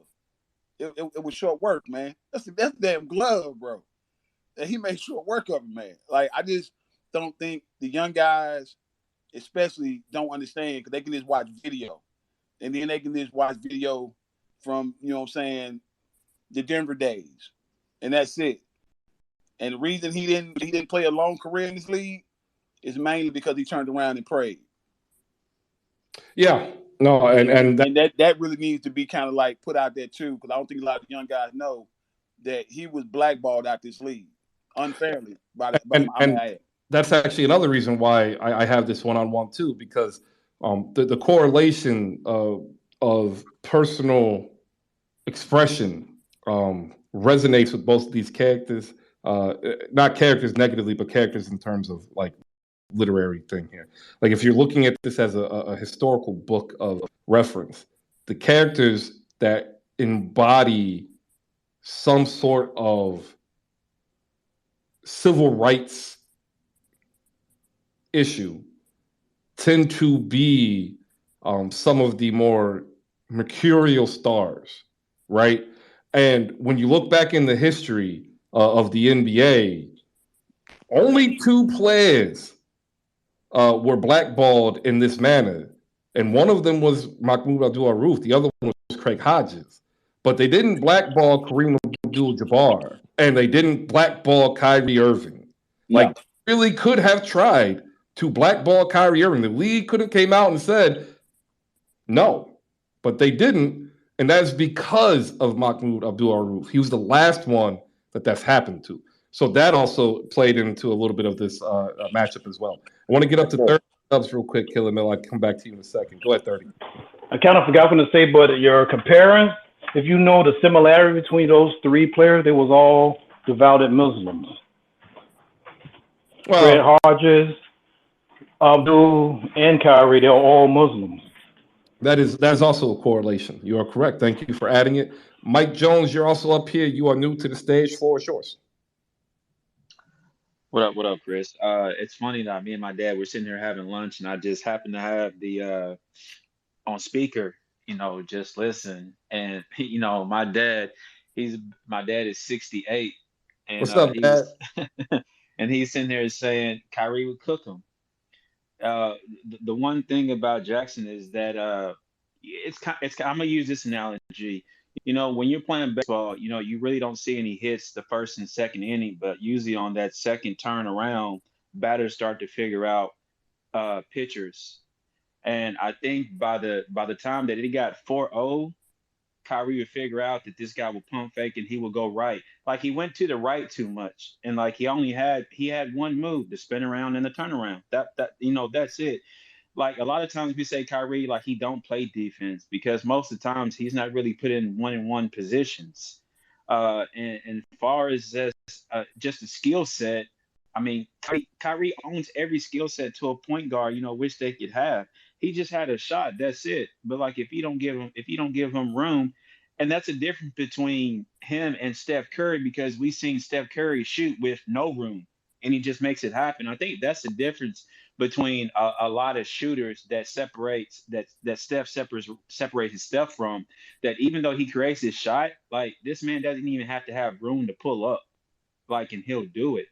And just like Kyrie's a better finisher. I mean, his skill set as a point guard, he would get. And I don't know, like if we're just talking about that area, like the speed doesn't even matter because you're playing half court. It's not like he's about to get a fast break. So that's all. So this is literally, you think that he's about to take Kyrie off the dribble, and I just don't think he's that quick enough to get him off the dribble. Like he was never just a blow-by offensive player like that. Even when you watch old film, like when he played at Denver, that was the best highlight of his career. But my dad said there he had to remind me, his best game was the 50-point game against he said it was against Utah. That was the pretty much the highlight of his career. But my dad said a skill set Kyrie would cook him. All right. Appreciate it, Mike. Appreciate it, Mike's dad. Appreciate it. The reason why, and this is why I say Curry, he has a mastery over the physics of basketball, is his shot, no matter where he shoots it, you can actually mathematically track it without even watching it go in.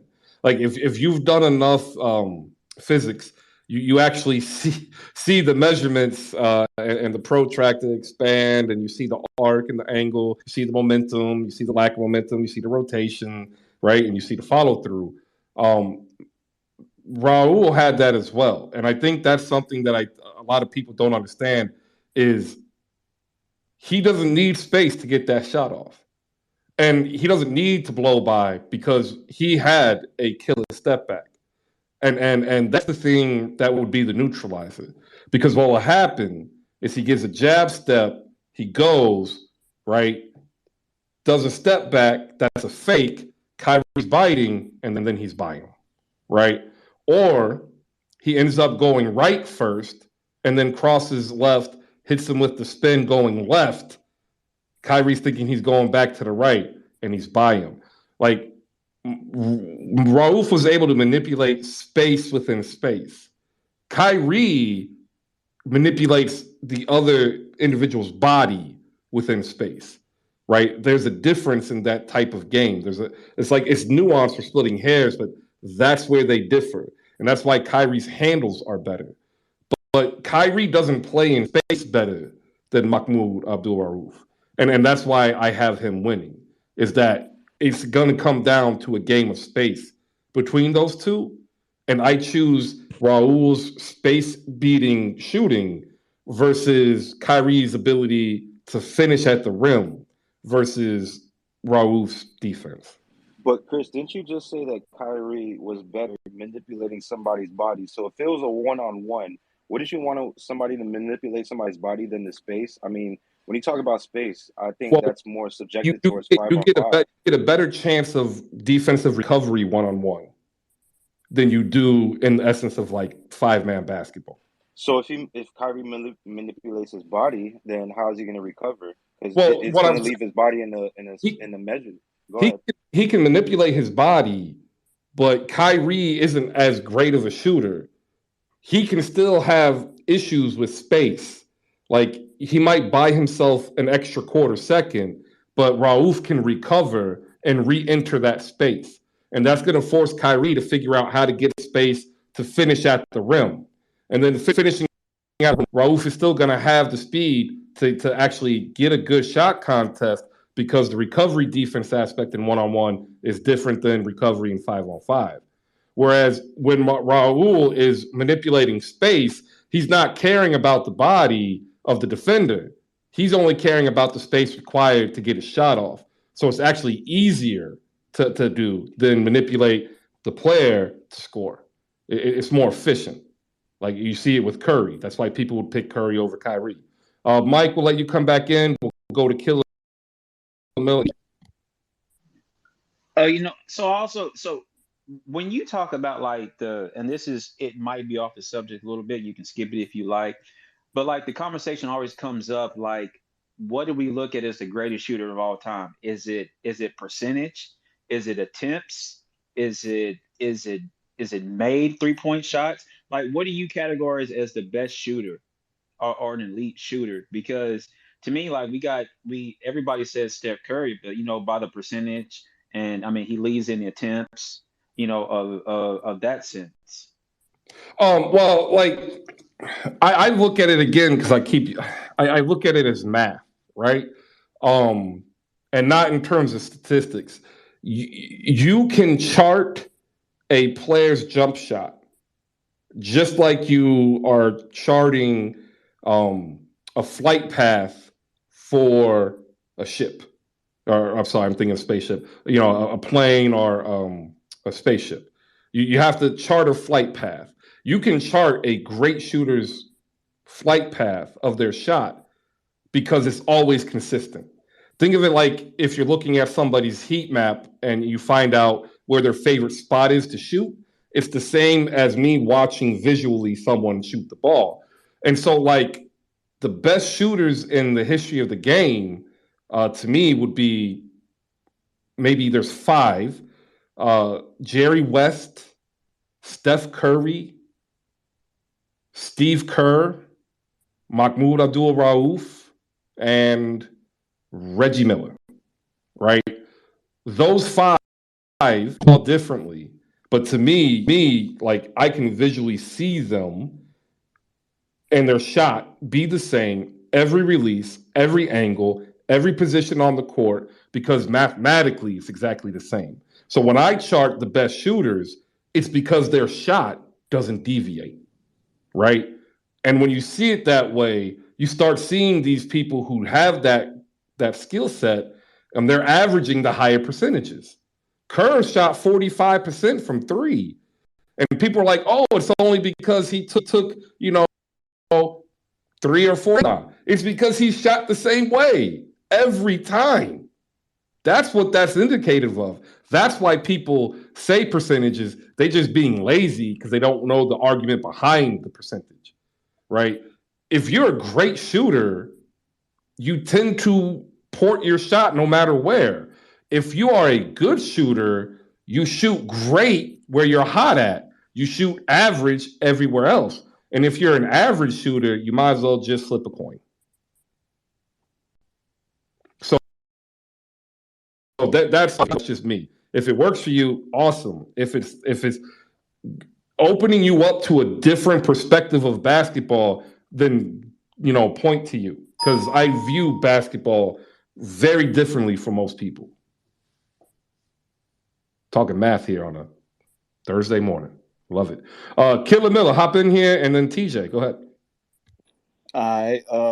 So to the young man who said, I think his dad said he would pick Kyrie. And then he also said that Chris Jackson was right-hand dominant, really couldn't go to his left. Bro, and you said that basically the best game you ever seen him play was in Denver. I need you to go do your homework, man. Yes, he was right-handed. Yes, he preferred his right over his left. Everybody in the league knew that, and it still could not shut him down or stop him. You could not outspeed him. For the guy who said, well, hey, he couldn't, the speed shouldn't matter. Why it don't matter? You one-on-one. You telling me that you can't, speed don't really matter when you're beating somebody out with the dribble? I didn't even understand. And that's like the aspect of it is the craziest part, because even though you knew he was going right, you couldn't beat him to his spots. He didn't need space. Hell, you can look at some of the videos in the Jumbotron. People didn't give him space. He literally just got up above them and shot through them as if they weren't there. You know what I'm saying? But I mean, excellent finisher. Is he as stylish as Kyrie is? You know what I'm saying? 20 plus years later? No. Is he as effective as Kyrie is? Yes. He had limited, moves, and still was better. You know what I'm saying? Like, it just, I don't know. You young guys, you see something different, and because you didn't, you didn't grow up in that time, you automatically dismiss. You know what I'm saying? What a player is capable of, but it's just I'm 41, killer. I'm 41. 41. Yeah, and so I seen him too. Okay, bro. So my question to you is, how the hell did you miss? You know what I'm saying? Chris Jackson at 41, dude. I'm only 5 years older than you. It's because he came at a time where it was not advantageous to his game. That's all. Hey, Chris. Yeah. So, ESPN used to play LSU games on TV all the damn time, man. Like, I'm confused at how we miss certain aspects of this man's career before he changed his name, when he was at LSU with Shaq, when everything was just Deb Brown. You'd be like, yo, bro, slow down. Because he literally had to put the rein, he literally had to snatch the reins on him sometimes, because Chris would get out of control and just start burning people up. Well, I can tell you why. It's because of how he exited the league. And again, it's also because he came in at a time that was before the height of what we talk about now is basketball. Had he came out even 10 years before Steph, right? Like it's a different story because the Oh league yeah. is a different thing. That's all. Like I don't think, but it is what it is on that aspect. TJ, hop in here. I wanted to kind of touch in on a little bit of what you were saying. I guess it was in response, but like I look at the player, like the shooter, especially the shooting aspect. Mahmoud Abdul-Rauf was right at a time where there was a lot of players like Dale Ellis, Craig Hodges, Michael Adams, those players that had a really good shooting stroke and was producing pretty decent numbers, even though they may not have been well-known players. If we're talking about just the player against Kyrie Irving, yeah, Kyrie's flashy. He can get to the basket, but like Killer Miller just said, he's just as efficient. And so that the shooting aspect is what kind of definitely puts me having Abdul-Rauf over Kyrie Irving. It's nothing that Kyrie hasn't done that's like at a better level other than win a championship. But if we're talking about the player himself, like I people don't really know about Chris Jackson / Abdul-Rauf. It's just he came at a time where nobody was really looking at that much college basketball, and then who was looking? Let's keep it a buck. It just wasn't the best time for him for people to understand who he was, but he's still putting buckets up. That's all. And like I gave you 5 shooters. I left out Steve Nash, Mark Price, Rick Barry, Pedro Siakovich, Ray Allen, Danny Lillard, JJ Redick, Calvin Murphy, Chauncey Billups. I'm leaving out great shooters who shot a better percentage than Reggie Miller, but Reggie Miller is my top 5 because Reggie Miller had an understanding of shooting. He had too much. He didn't have the same physicality or the same as everybody else. If you had put Reggie Miller in Klay Thompson's role, if Reggie Miller wasn't the de facto leader of the Indiana Pacers offense and he had another player who actually directed the offense, like we're having a completely different conversation about Reggie Miller. It's just that Reggie Miller happened to be the best player on the Pacers and he wasn't a point guard, right? And so when he became like that voluminous shooter, it stunted Indiana's offense. Mark Jackson wasn't good enough. And I like Mark Jackson as a player. Anyway, I got 3 minutes, so we're already here. We're already getting ready to go into our final, takes. I want to make sure that Dime Dropper and Mr. November get their chance here. We'll go to Mr. November first. Welcome to the show, Mr. November. Appreciate a follow. We're closing today's show on Mahmoud Abdul-Rauf versus Kyrie Irving, 1-on-1. Who do you have and why? I'll probably have. I'll probably take Kyrie, although I watched both, but I think it's just tough. I mean, I take Kyrie he's probably a little longer, a little taller. I mean, that's about it. Not because he's skilled, not necessarily because he's skilled better. They're both skilled players. They're both crafty. They're not super athletic. I think Abdul may be probably just as athletic as Kyrie. But I think Kyrie loves contact more. So if you notice, every offensive player, they love to get touched. They love contact. And so I think Kyrie has a better post game. And I think if it's a tie game going on the line, I think Kyrie's just going to maybe post him up. But that's the only advantage that Kyrie has over him. As far as skilled, they're both equally skilled basketball players. And so I think Kyrie has the advantage on the low block more than Abdul-Rauf has had in his skill set.